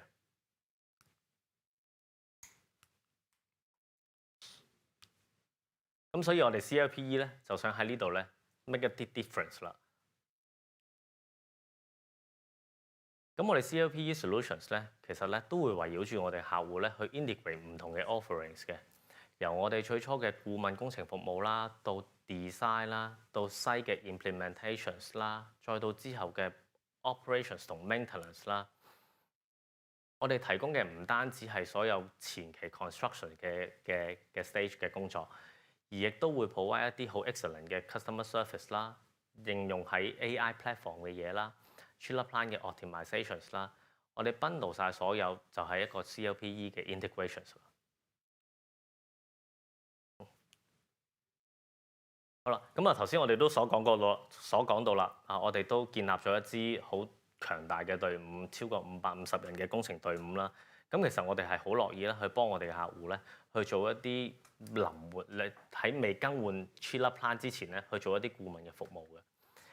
咁咧喺當你有 idea 想去換你嘅 chiller plant 或者換機嘅時候咧，我哋會好仔細咁樣分析你而家嘅行機數據係點樣啊？你以前個 chiller plant 究竟係點樣行機啊？個 loading profile 究竟係點樣樣？我哋會分析咗呢啲 loading profile 之後咧，就先會再落去個 site 度做一啲 site survey 啦、measurement 啦 ，make sure 我哋嘅 design 係切合得到呢個 building 裡面所需要嘅嘢。從而咧，我哋仲會更加會揀選一啲啱嘅 equipment 啦，去符合實際所需。咁頭先講咗好多話點解冇考慮到個 combination 係點啊？究竟我哋應該用咩機組啊？咁其實咧喺呢一張 slide 裏面咧，我哋會講講點去 redesign 個 chiller plant 啊。咁喺我嘅左手邊嘅圖表裏邊咧，就會見到以2台575 kW 嘅風冷螺絲機組啦，同埋1台無油機嘅機組咧，去進行一個 cooling load 係1150 kW 嘅 assumptions。喺呢個 assumptions 裏面咧，係完全冇加到任何 smart 嘅 controls 或者冇加到任何一啲 optimizations 嘅 controls。咁喺下面嘅圖表裏面咧，你就會見到2條 performance curve， 分別就係 oil free 嘅 chiller 啦，同埋school chiller 嘅 performance curve 啦。咁其實你會見到咧，喺任何時候 oil free chiller 嘅 performance 咧，都係會比螺絲機好嘅。咁但係我哋要考慮嘅一樣嘢就係無油機組個 capital cost 係會比螺桿機組多好多嘅。咁喺我嘅右手邊嗰張圖咧，就會大家見到我哋試下再點樣 redesign 嗰個 chiller plant 啦，我哋用啲唔同嘅 combinations 啦，咁你就會見到我哋改變咗用一台大少少嘅螺桿機組啦，同埋一台細少少嘅無油機機組啦。咁喺不變嘅 cooling load 情況底下咧，我哋加上 smart controls， 咁你會見到咧下面嗰條 curve 咧就 shift 咗上去，其實就咁樣就正正證明到所有機組喺 part load 嘅時候嘅 performance 咧係會比 full load 好好多嘅。我哋又再分別 simulate 咗3個唔同嘅 scenarios， 以同一機組、同一 capacity 同埋同一個 cooling load 450 kW 去計算。咁喺 scenario 1裏面冇 apply 到任何嘅 smart controls，scenario 2亦都冇 apply 到任何嘅 smart controls。我哋喺 scenario 度 scenario 1，我哋選擇將一台無油機組咧行450 kW 嘅 full load， 咁你見到佢嘅 performance 咧可能係 3.3 啦。咁喺第二個 scenario 裏面咧，我哋決定行一台大啲嘅螺桿機組，喺佢嘅 part load 情況底下行，你見到佢嘅 performance 係會比喺第一個 scenario 裏面係好咗好多嘅。咁好啦，我哋再去到第三個 scenario 咯。咁喺呢個 scenario 裏面咧，加咗我哋嘅 chiller plant 嘅 optimizations 啦。咁兩台機嘅機組咧，因為加咗呢個 chiller plant 嘅 optimizations 之後咧，佢 optimize 咗佢嘅 operating load 嘅 percentage。你會見得到兩台機其實都係行緊一個 part load 嘅 performance，which is 咧呢個 operating point 咧就係呢兩台機組最好嘅地方，最好嘅一個運行點啦。咁你會見到咧，其實佢成個 performance 咧係大大改善咗嘅。咁我話大家都知道 chiller 機組係成個冷氣系統嘅核心啦。咁我哋成日都話揀機，最緊要揀啲機係揀得啱嘅。咁我哋呢度咧就攞咗一台200噸風冷螺絲機咧，去做咗一啲市場嘅分析。咁我相信大家都知道有啲品牌咧就好早就已經入咗嚟香港嘅市場㗎啦。而呢啲品牌咧，大家都可能認識，佢哋設有海外嘅生產線啦，亦都有國內嘅生產線。我喺呢度稱之佢哋為一啲 pioneer 啦。而其實喺呢個 chiller 嘅 market 裏面，近年有一啲品牌咧係開始好 aggressive 咁樣進入香港嘅市場。而佢哋嘅主要生產來源地咧都喺國內，咁我喺呢度咧就稱佢哋為一個 late entrance 啦。咁其實當我哋做呢個市場嘅分析嘅時候咧，就發覺得到原來呢一啲 late entrance 咧，佢都已經攞晒所有需要嘅國際認可㗎咯喎。再睇翻下，原來佢哋本身已經都符合得到香港 BEC 嘅法例要求喎。咁我哋喺 technical 方面再睇一睇啦，再睇到原來佢哋嘅 performance 咧，喺同一啲 pioneer 嘅品牌上面咧，其實係好不相伯仲嘅。但係當我哋去睇到佢嘅 equipment cost 啦，同埋佢哋俾得到嘅 comprehensive warranty 嘅 cost 咧，哇！原來發覺得到，哇！呢啲 late entrance 咧係有好好嘅競爭力嘅。其實喺成個 life cycle 裏面咧，當台機組 put into operations 之後咧，我哋其實係非常之需要考慮佢嘅 life cycle cost， 因為呢啲係一啲係 variable 嚟嘅。我哋用幾多錢去做保養，有咩零件要更換，呢啲係我哋完全 forecast 唔到嘅。所以一個比較低嘅 life cycle cost 其實係對我哋以後嘅 operating 嘅 expenditures 係可以大大咁樣減少嘅。咁好啦，其實我頭先都分享咗好多關於點樣揀機啊、點樣 redesign 啊、保養維修啊等等。咁其實就住呢一樣嘢咧，我哋 CLPE 咧好快就會推出一個全新嘅 service cooling as a service。喺呢個 model 嘅底下咧，我哋 CLPE solutions 咧係會包括晒，係會整合晒成個 solutions， 由 design 啦、consulting 啦、揀機啦，甚至乎 chiller plant 嘅安裝啦，包括水泵啊、BMS 啊、controls 啊等等，都會由我哋 CLPE solutions 一手包辦。而 under 呢個 service model 底下咧，我哋完咗呢一個 installations 之後咧，仲會提供一個10至15年嘅 comprehensive maintenance。而呢個 comprehensive 嘅 maintenance 咧，亦都係包含晒所有零件啊或者人工噶啦。Cooling as a service 喺呢個全新嘅 model 底下，選用呢個服務嘅客人咧係唔需要攞任何嘅 capital cost 出嚟，即係話其實你係完全唔需要攞任何嘅 initial investment 去做一個 chiller plant 嘅 replacement。而喺呢個 chiller plant replacement 完咗之後，我哋更加會提供一個10至15年嘅 comprehensive maintenance。呢個 comprehensive maintenance 就係可以大大咁樣減少得到你哋之後嘅 operating expenditure。而我哋呢個 comprehensive 嘅 maintenance 咧，亦都包含晒所有人工啦、零件啦，甚至乎必須要更換嘅損耗品等等。喺呢個 model 嘅框架底下咧，大家可以避免咗一啲我哋完全預計唔到嘅 cost 嘅增長啦，例如係我哋同事嘅人工啊、物料嘅升幅等等。咁我相信大家都知道啦，其實喺呢個市場上面咧，都未必有一個供應商咧可以提供到一個10至15年嘅 comprehensive maintenance of 你個 chiller plant。咁我哋 CLPE Solutions 除咗俾呢個選項大家之外，我哋仲會提供一個 performance guarantee， 喺呢個整咁長嘅保養期裏面咧，都會提供一個 performance guarantee 嘅。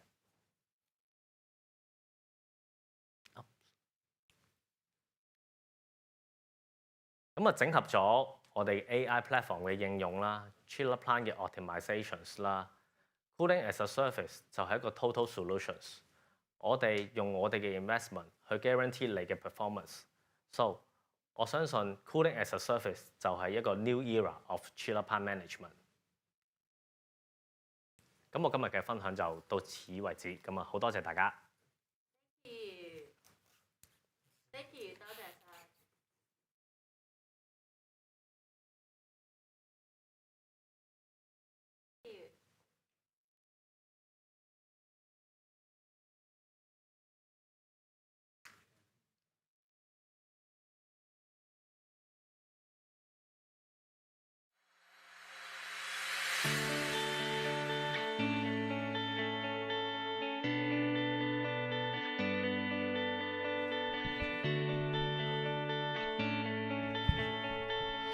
好，唔該晒，唔該晒 Daniel 剛才嘅分享啊！咁其實咧都提一提我哋線上嘅朋友啦，接住落嚟咧就係問答環節啦。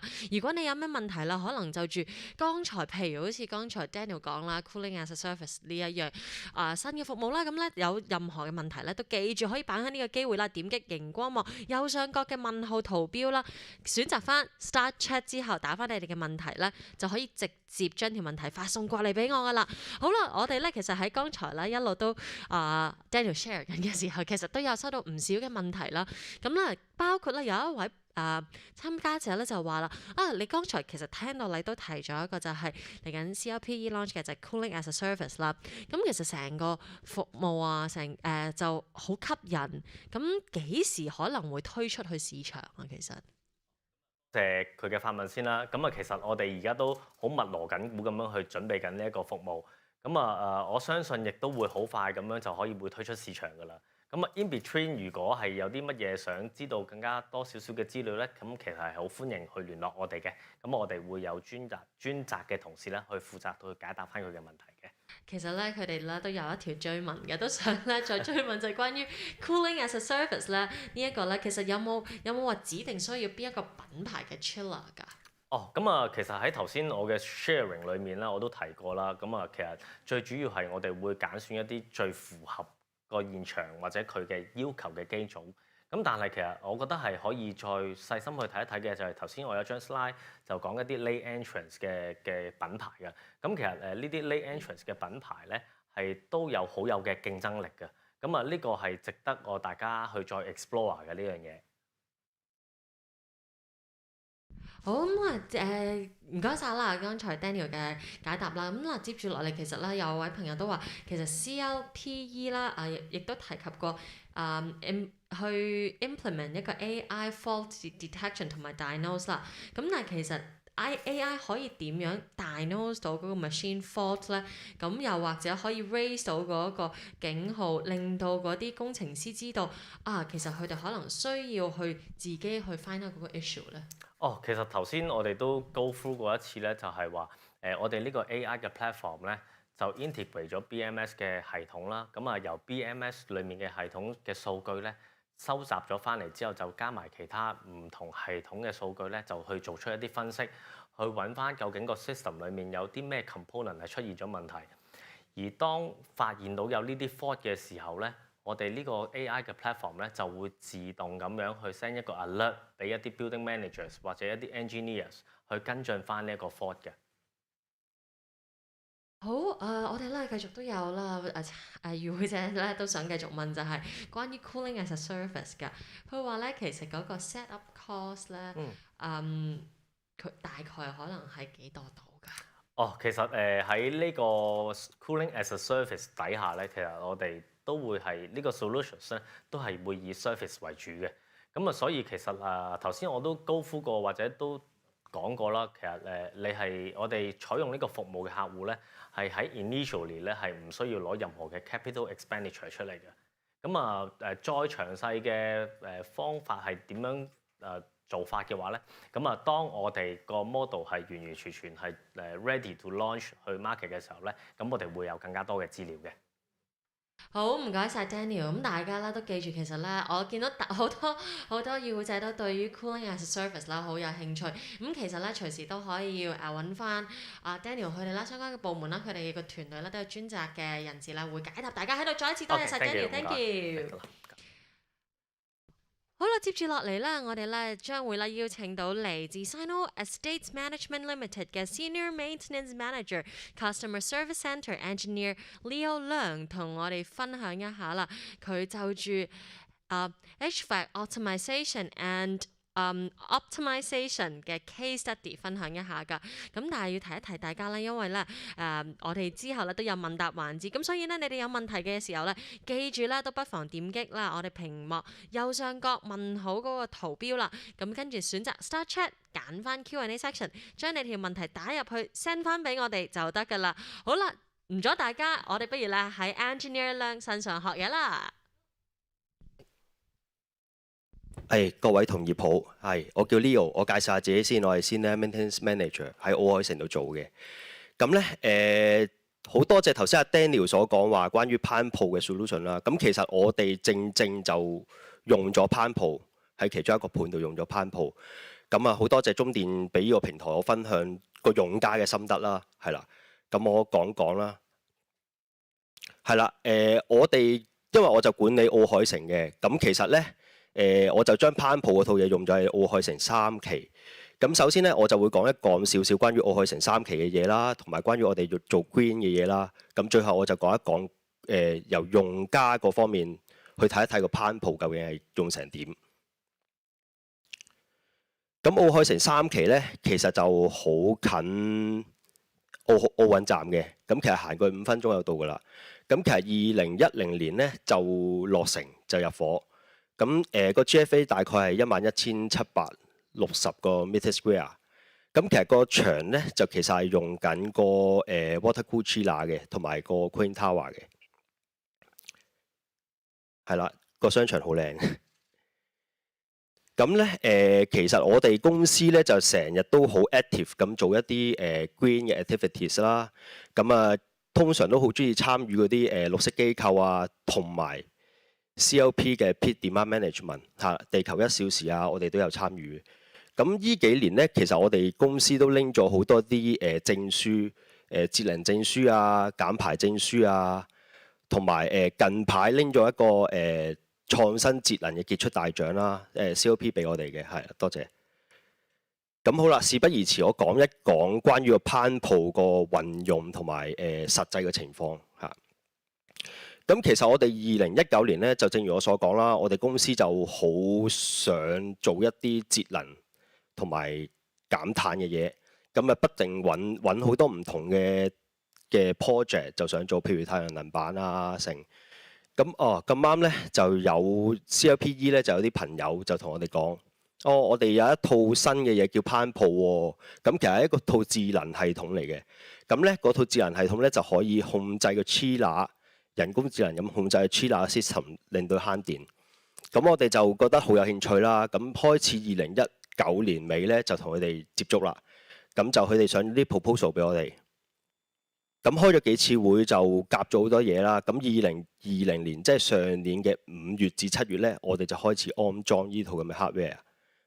咁跟住7月尾咧，其實做咗 T&C 咧，就正式行啦。咁都行咗大半年㗎啦。咁裝之前咧，其實我自己就有少少疑問嘅。咁佢哋成日都話慳電喎，咁其實點慳電咧？係啦，點慳電咧？咁因為其實慳電就好多層次㗎。咁譬如好似夏天，你本身要開3部黐喇先夠涼個 cooling load 嘅，咁我閂一部都慳電㗎嘛。咁所以我就嗰陣時都有啲疑惑同埋有啲質疑佢哋嘅。咁所以咧，我就要求佢哋 CLPE 要求佢哋咧就裝幾個 sensor 喺個場內。咁啊，商場裏邊就裝咗3個 sensor， 喺啲人多啊、人流多嘅地方度裝。咁啊，再裝一個咧就喺 palm room 嘅 exhaust 嗰度，就睇 outdoor temperature。咁啊，分別裝咗喺禮賓府啦、禮賓處啦、裝咗喺條橋過去 MTR 條橋啦，同埋裝咗啲食肆人多嘅地方。係啦，咁大家見到裝嘅位置啦，人流比較多嘅。咁咧其實佢哋裝個 sensor 都有啲即係 user friendly 嘅都，因為咧其實可以即時上網可以睇得翻個 sensor 而家度到幾多度，係啦，咁就冇得呃啦。咁我就根據呢樣嘢咧，就睇一睇究竟個 pan 鋪究竟係點樣，會唔會話犧牲咗商場個溫度去慳電咧？咁好啦，頭先阿 Daniel 都介紹過大概個原理啦。咁我其實現場個安裝咧就非常之簡單嘅啫，好容易。咁其實只不過我俾個 power supply 佢哋，咁佢哋做一個類似呢一個箱，呢個 control box。咁咧就其實裝咗喺個 BMS 個 station 隔離嘅啫。咁就用條上網線 Ethernet cable 咁啊，撚通咗佢。咁佢哋咧就會經過頭先阿 Daniel 介紹過個 gateway 啦，咁啊 through 一個through 我哋嘅寬頻，咁啊上翻去個雲度，上翻去個 cloud 度。咁咧其實套嘢就好簡單嘅啫。其實佢哋因為我哋事前裝之前咧，其實都俾咗一紮 BMS 嘅數據，同埋亦都同咗 BMS 嘅 contractor 同佢一齊開會，就俾咗呢幾年嗰啲數據佢啦。咁其實佢已經開始 learn 緊㗎啦。咁裝完之後咧，其實佢可以即時學到，咁就即刻有一啲算法。佢同 BMS 溝通完咧，就算法計咗出嚟，就睇下啲 chiller 啊、啲 low efficiency 啊，究竟係點樣？咁啊，跟住佢就會改咗個 BMS 個 command，control 個 BMS 同埋 control 個 chiller 究竟係邊部機開啦，邊部機唔開啦，邊個泵同埋 cooling tower 開啦，咁樣係啦。咁跟住之後就優化咗成個 system， 就繼續不斷咁循環。咁其實in detail 咧，in detail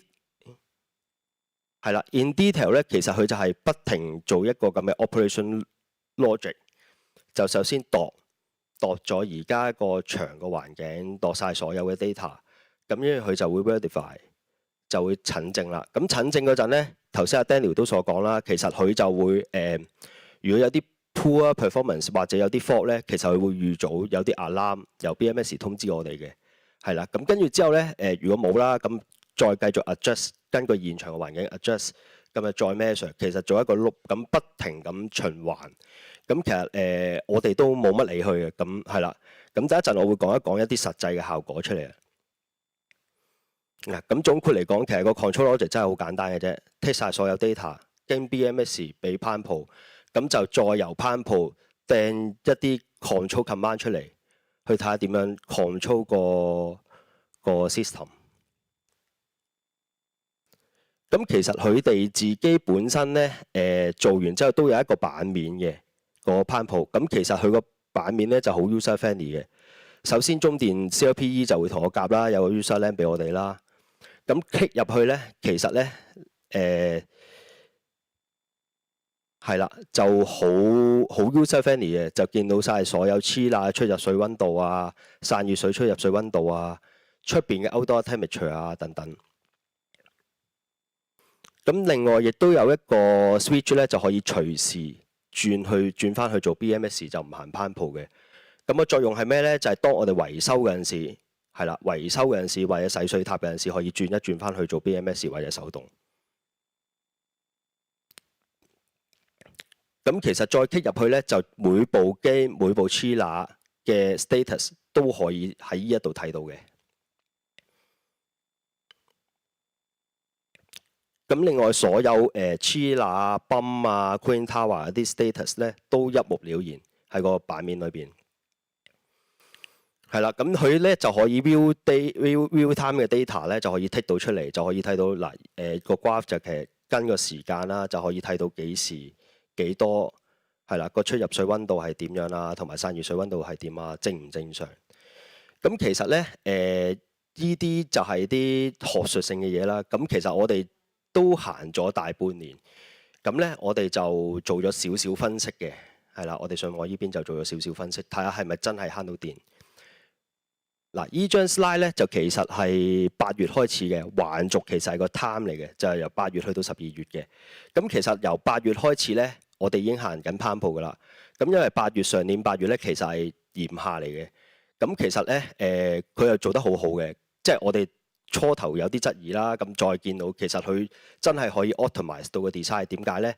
嗱，藍色線咧其實就係開一部 chiller，如果有橙色線咧就其實開緊第二台。咁其實你見到8月嗰陣時咧，其實係多數時間用一台已經 cater 到成個場。咁去到9月咧，其實我哋有啲時間係轉翻做 BMS 同埋轉翻做手動嘅，轉翻做 manual 嘅。點解咧？因為咁啱嗰陣時有少少維修啊，同埋洗水塔嗰啲。咁嗰段時間咧，你發現其實真係行多咗部機嘅。咁平時攀鋪嗰啲時間咧，我哋行攀鋪嘅時間其實係可以 staging 咁樣揀邊一部機個 load efficiency 高啲就行邊部先，就盡量用一部機去 cater 晒個 load。咁所以都係即係睇得到係有啲實質嘅嘢係睇到做緊嘢慳緊電嘅。咁而家因為行咗大半年啦，咁其實佢繼續行緊，就而家更加順利啦嚇。好啦，咁呢個咧就係第二個我哋做嘅分析啦。咁其實呢個就係我哋用翻最簡單最現實嘅電費單去睇下究竟係點樣。咁咧我就剔咗8月至12月嘅電費單，2019年同2020年同2019年相比，同一個月份去相比。咁咧就發現其實咧真係確實係慳咗大概8至10%嘅。咁如果 take 個 average 咧就9.98%，係啦。咁即係其實同當初我哋同佢傾嗰陣時係差唔多。咁當然呢個比較就有少少唔係完完全全 Apple to Apple 啦，因為每年個溫差有少少唔同啦，當然。咁但係即係都略略係真係見到係慳到電嘅。係啦，咁其實電費單我哋係收到1月嘅，咁1月我就冇剔到啦，因為 to be fair 1月我哋今年嘅1月係好凍嘅香港，咁就凍過上年嘅1月好多嘅，咁所以我哋就冇用啦，係啦，咁我主要分享到呢度啦，咁其實個攀鋪都係實際上都係慳到電嘅，我哋睇到嚇。係。唔該晒 Leo 嘅分享啊，即係用家分享啦。我相信咧對大家嚟講咧，了解 Plan Pro 咧係有好大嘅幫助㗎。咁啦，再睇一次啦。如果啦現場可能即係我哋有線上嘅與會者啦，有任何問題咧，記住一定啦要撳你哋屏幕右上角嘅嗰個問號嘅圖標，跟住之後選擇 Start Chat 啦，再打低你哋嘅問題，我就會收到㗎啦。好啦，我哋其實咧剛才咧都真係一聽到 Plan Pro 啦，我哋都有好多與會者都有問題問㗎。佢話咧，其實系統安裝咗之後咧，有冇經歷過 Plan Pro 系統出現問題咧？咁啊，如果出現問題嘅時候，又有冇引致到HVAC 嘅系統停頓呢？說實在，最初頭啱啱裝嗰陣時係有嘅。因為最初頭裝嗰陣時咧，其實佢 learn 嘅時間咧，其實係同BMS 嗰套系統係有少少 conflict 嘅，咁係要夾嘅。即係譬如某啲 data， 譬如有啲機頭啊 set 嗰啲 Delta T 啊，同佢哋原先係有少少唔同，咁啊導致到會有 alarm， 同埋我要去現場再手動再開翻部機。咁但係呢個 learning time 咧就唔係好長嘅啫。我哋再捉咗 BMS 嘅 contractor 同埋 CLP 一齊開會，咁啊解決埋呢啲咁嘅問題。咁而家其實係越行越順嘅，係啦。好，咁其實咧，亦都想問啦，安裝咗 Plant Pro 之後啦，咁剛才你都講下，即係實際見到同之前比真係慳咗電噶嘛。咁其實有冇見到其他嘅成本優化咧都？所謂嘅成本優化，我相信呢個問題應該係問緊個 payback 啩。咁其實我哋都計一計個慳電費，大致上回本期啦。因為其實揾 CLPE 裝個 Plant Pro 都要用啲錢嘅，即係幾錢我就唔講啦。咁但係大概我哋嗰陣時睇個 payback 咧，就大概5年到，係啦，4至5年到，係啦。咁而家睇落都似係 on track 嘅，即係啦。好，咁咧都仲有多幾位朋友想問啦，譬如手動同 Plant Pro 控制中間切換會唔會其實麻煩同埋要做好多 setting 㗎？其實已經諗過嘅，嗰陣時 CLPE 同我哋開會咧，同 BMS contractor 開會咧，即係由 Plant Pro 轉翻做 BMS 嗰陣時咧，其實係要停役20分鐘嘅。咁首先 ensure 啲嘢熄晒 proper 咁熄晒啲次序咁樣，我哋先再開翻個 BMS。咁係要啲時間嘅。明白。咁咧，其實咧安裝 Plant Pro 之前咧，係咪都有好多事前嘅準備啦？咁好多資料提供先至可以裝得到咧。係啊，其實咧因為我哋個場有 BMS 啦，咁其實之前2、3年嗰啲 data 我哋都 take 晒嘅，咁所以我哋一開始就揾咗CLPE 同埋 BMS 個 contractor 就一齊夾好晒，俾嗰啲數據 CLPE 先去做呢個 software， 咁就會容易啲掌握個大數據咯。我想講啦，真係好多議會淨係聽到 Plant Pro 都想繼續問啦。咁啦，有多位問咧，就關於 Plant Pro 嘅安全性又點樣樣咧？暫時我哋用咗大半年都 OK 嘅，即係都安全嘅。如果有alarm，佢會預早話俾我哋聽嘅，係啦。咁最需要注意就係啱啱安裝完嗰1個月咯，最多問題嗰1個月發生咯。咁其實之後都開始都順嘅，冇乜話安全問題。好，咁其實咧都仲有有朋友想請教，就係話啦，其實可能咧 in between BMS 嘅contractor 同 Plant Pro 咧，中間其實可能有 conflict of interest 嘅喎。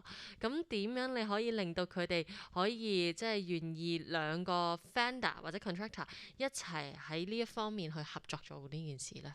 我都冇嘅，因為 BMS contractor 不嬲都係我哋 maintenance contractor，就冇乜 conflict of interest 嘅嚇。明咁其實佢哋就想問咧，係一個 one-off pay 定係 subscription base 㗎？嗱，就以我嗰單 project 為例咧，就其實係 one-off 嘅，再包1年個保養嘅。咁之後就大家再傾個 maintenance 係點樣。咁而家都未傾嘅，因為行咗半年到啫。好，喺度咧，再一次多謝晒 Leo 同我哋多謝嘅分享，thank you，多謝晒 Leo。咁咧，我哋咧而家將會咧有一個好短暫嘅休息㗎。咁我哋咧仲有多少少嘅分享啦，同埋一啲嘅講座啦，都會喺4點20分嘅時候開始㗎。咁所以咧，大家啦記住4點20分啊，翻嚟緊貼我哋呢一個平台啦。4點20分再同大家見，thank you。好，歡迎大家啦，再一次翻到嚟我哋今日下午環節嘅第3個部分啦。接住落嚟咧，下一個講題啦，就係講 Reimagine Facility Management with Intelligent Maintenance 㗎。咁將會係由 Enfer Speak 嘅 Co-founder 同埋 CEO Felipe Avia da Costa 同我哋分享㗎喎。咁咧，其實咧，因為 Felipe 而家唔喺香港啦，咁佢錄咗片，將會咧同大家咧透過短片啊，同大家分享。咁不如喺呢個時候，我哋一齊去睇下 Felipe 就住呢個議題有咩同我哋分享啊。Hello everyone. Really happy to join the event today. Thank you very much for the invitation. My name is Felipe Avila da Costa. I am CEO and co-founder of InfraSpeak, and I'm here to talk a little bit about the company and especially how we are how we are reimagining facility management through intelligent maintenance. InfraSpeak develops intelligent maintenance management platform, or how do we call the IMMP, And it's a platform first, then it is intelligent, and third, it's for everyone. And that's three very disruptive things that I will be explaining over the presentation today. But before we start talking about InfoSpeak or the IMPs, let's talk about the facility management software evolution. Let's start in the 80s. That's mostly the paper age, I would say. So by that time, there was this traditional intervention books where people were logging all the activities that was going on in the facilities, in the plants, and so on. But was basically, it's right, a log of the activity that was going on there. Then in the 90s, with the explosion of these productivity tools, we see the operation migrating to a spreadsheet, right, or even to an access database on a local computer, where we already have some structured data, but it was mostly like logging everything that was going on. Then in the 2000s, we see the beginning, the explosions of the CMMSs, mostly on-premise CMMSs, where you have like a tool specifically designed for maintenance or facility management with asset management, task management, and so on, being properly organized. And in the 2010s, you see the cloud, right? The cloud coming up, but basically having the same thing you had before, the same CMMSs, but with no servers set up, with an easier way to install, to interact, to update, or probably like just a better horse, I would say. So the question now is, what's next? Clearly, that's not enough for us. And the answer is around these two concepts, right? We are basically saying goodbye to systems of record. So this CMMS era is clearly over. People don't need anymore just a repository of information that you plug and log what's going on, and that's it. What we are starting, and we're seeing this in many different industries, is to have systems of intelligence. So something that's on top of being a planner, on top of being a system of a record, is actively working the data, is actively looking at what's going on and generating interesting insights, useful insights, actionable insights for your operation. So the 2020s are all about flexibility, intelligence, and connectivity. Is all about the intelligence maintenance management platforms, this new category that is coming, and InfoSpeak is clearly leading it. So answers to how can I do more with my current resources, or how can I stay within my SLAs and the regulatory compliance? How can I be serving my customers, my visitors in the best way I can? And on top of this, how can I make faster and better decisions? How can I have better results for my company in the end of the day? That's all about what we're talking about, intelligent maintenance management platforms. So going on each of those topics about being a platform, being intelligent, and being for everyone, let's walk through this. First step, InfoSpeak is a platform.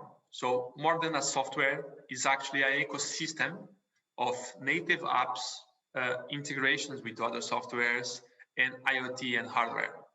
So once you go to InfoSpeak, you find the InfoSpeak Hub, like a part of our software that is exactly like the App Store you see on the iPhone ecosystem, where you're allowed to search for the best tools, for the best apps, for the best integrations that you need, and you can install them, you can connect them to your InfoSpeak. So basically, when you talk about native apps, we are talking about all your operational needs, like from this planned jobs, to asset management, work order management, to audits, to utilities, to documentation, to dashboards, you name it. If you need, it's there. You just add it to your InfoSpeak. If you don't need, you don't have this annoying you every day like buttons that never used. They are just there to create noise for you. The second aspect is integrations. So integrations with ERPs, with CRMs, with BMSs, with PMSs, with documentation management systems, with communication tools, you name it. It's all about being connected to other teams, to other data. So this data can easily flow between the different departments or the different people within your organization in an efficient way, in a productive way. And lastly, when you talk about IoT and hardware, we talk about the smartphones, the NFC technology that we're going to be talking about soon. But we have dozens of IoT partners that allow you to integrate temperature sensors, noise sensors, vibration sensors, counting the number of people that go to a toilet and only schedule cleaning after 200 people, right? After 50 people you choose. It's all about having an inflow of data that allow you, your team, your system to be more intelligent. So in the end of the day, it's all about empowering today, having the tools you need right now, but having a tool that enables the future, right? That allows your software, your system, your platform to grow with you as you have more customers, more users, more buildings, more business. You can upgrade in a very simple way to more needs, to more solutions in the same platform. The second aspect of InfoSpeak is about being intelligent. So it works for you and make everything that you connect the platform to work together.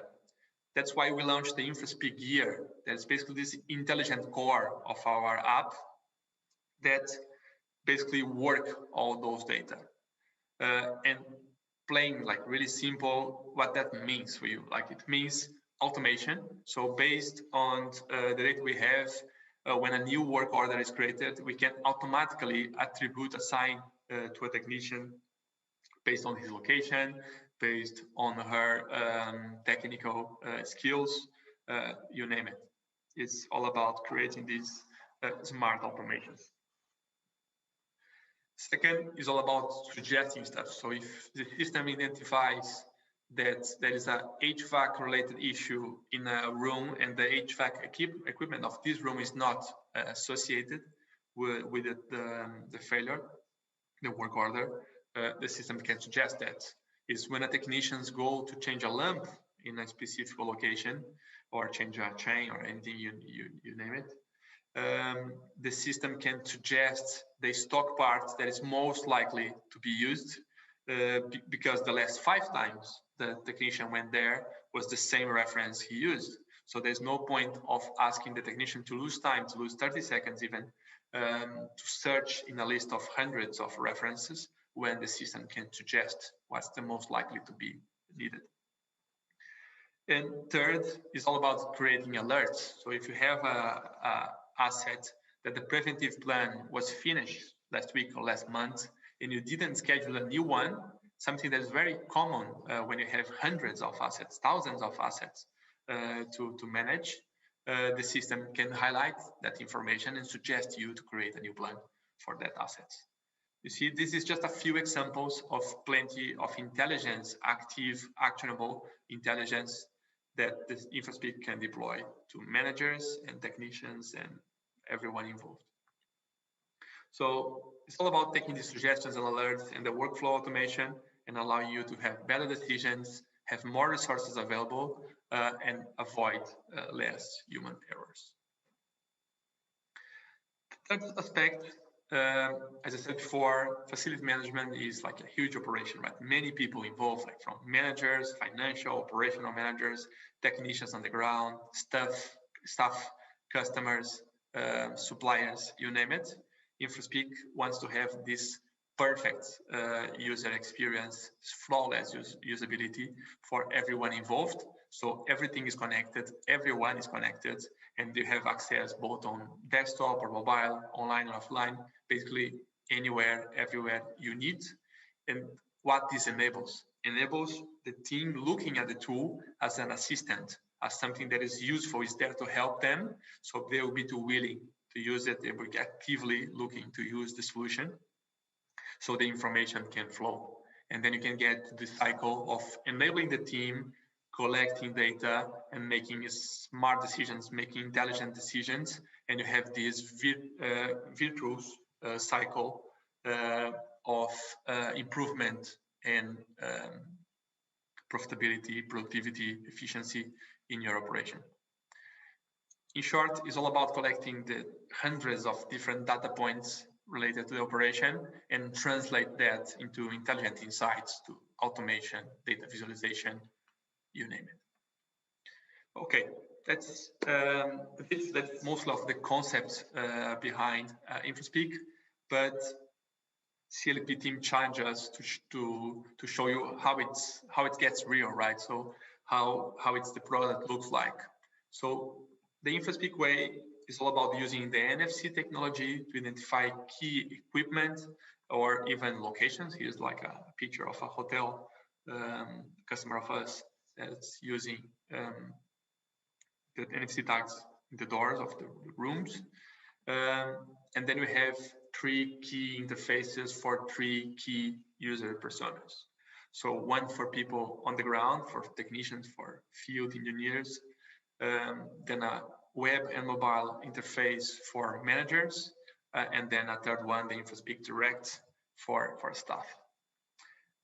For technicians on the ground, as we call the execution interface, is a very simple large buttons mobile app that you have access to browse and search for equipment and locations. Then you can have your agenda, so what's planned for today. The green ones are planned jobs, the red ones are work orders that were scheduled for you. Then you have the special works, yellow, and you also have the blue one, the audits. And you just go your calendar, you see what you need to do, you see the list of tasks, you start the work. Then once you have done it, you can see a report, you can sign the report, and you can send straight away to anyone you want, for your manager or for the end customer. Same thing goes for work orders or failures. You just have a list of them. You can sort by SLA, by priority, by location, and then you see what you need to do and you just execute it. It's all about being simple to understand what I need to do and how can I register it.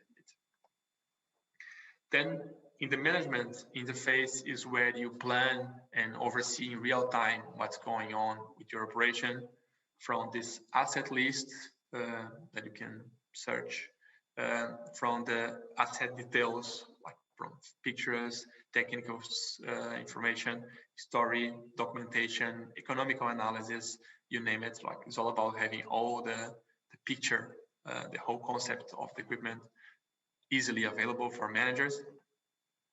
Then you have the planned works, the scheduled works, the working orders lists, the calendar. You can plan both things in a calendar perspective, but also on the planner, a really powerful tool to plan the week of your team. And then you name it, right? You have plenty of others like documents, utilities, audits, stock parts, you name them, plenty of native apps to choose from. And then you have the indicator, the KPIs that you can drill down. It's a really powerful BI solution within InfoSpeak to get the most out of your operation and get really intelligent, smart insights.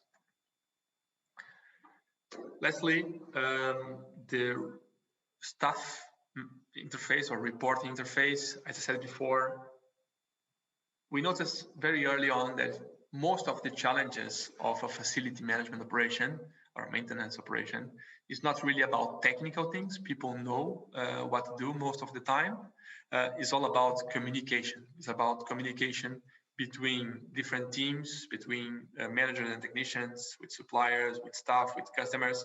There is all this network of people that need to communicate and exchange information in an efficient way.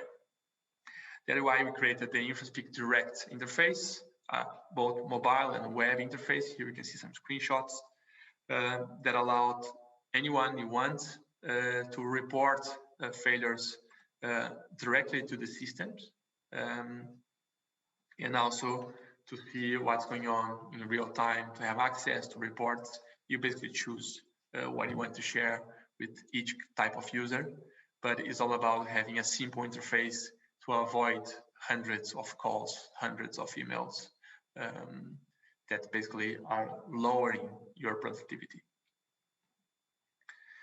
And that's it, right? So it's, as I said before, it's all about having this perfect user experience, flawless user experience, online, offline, computer, smartphone, for everyone that is involved in the operation. So in the end of the day, what you get is operational efficiency with like no paper, no bureaucracy, no mistakes in plenty of different areas of your operation, from maintenance to cleaning to audits to security to health and safety and so on.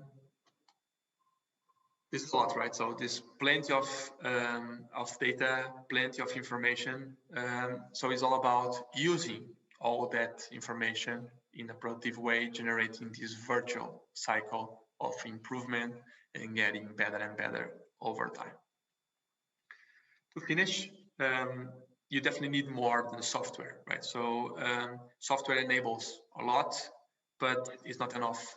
So that's why you have a team of specialists. We have more than 100 people working with InfoSpeak now, spread in 4 different offices around the globe. And both our customer success team and our product team is all about this InfoSpeak Academy. It's about this human-to-human training and support that allow you to take the most out of our platform, to find the best combination. What's work for you is, we used to say internally that we don't want the customers to adapt to InfoSpeak. We want InfoSpeak to adapt to customers. So it's all about having someone that help you adapt the software to your specific needs. And we have now more than 45,000 buildings being managed by our customers from more than 350 high-end customers. Here you can see some names like from L'Oreal to Siemens to Mitsubishi Electrics to Sheraton, Six Senses hotels, Hilton, right? You name it, from airports to TV stations to shopping malls to banks to energy management to transportation to logistics, you name it, right? You have plenty of different applications of our platform that's only viable because of this flexibility, because this intelligence behind the platform. Is about being a platform by design. So we are already present in more than 15 countries, and you can see here this Hong Kong pin. I'm really happy to announce this partnership with CLP. So CLP will be our partner for the Hong Kong and the Guangdong province. So if you have any questions, anything you want to know more, please reach out to Kritika at kritika.kumar@clp.com.hk, and we'll certainly be happy to explore more opportunities to work together and make the facility management world better, smarter, and more intelligent. So facility management 4.0 is challenging.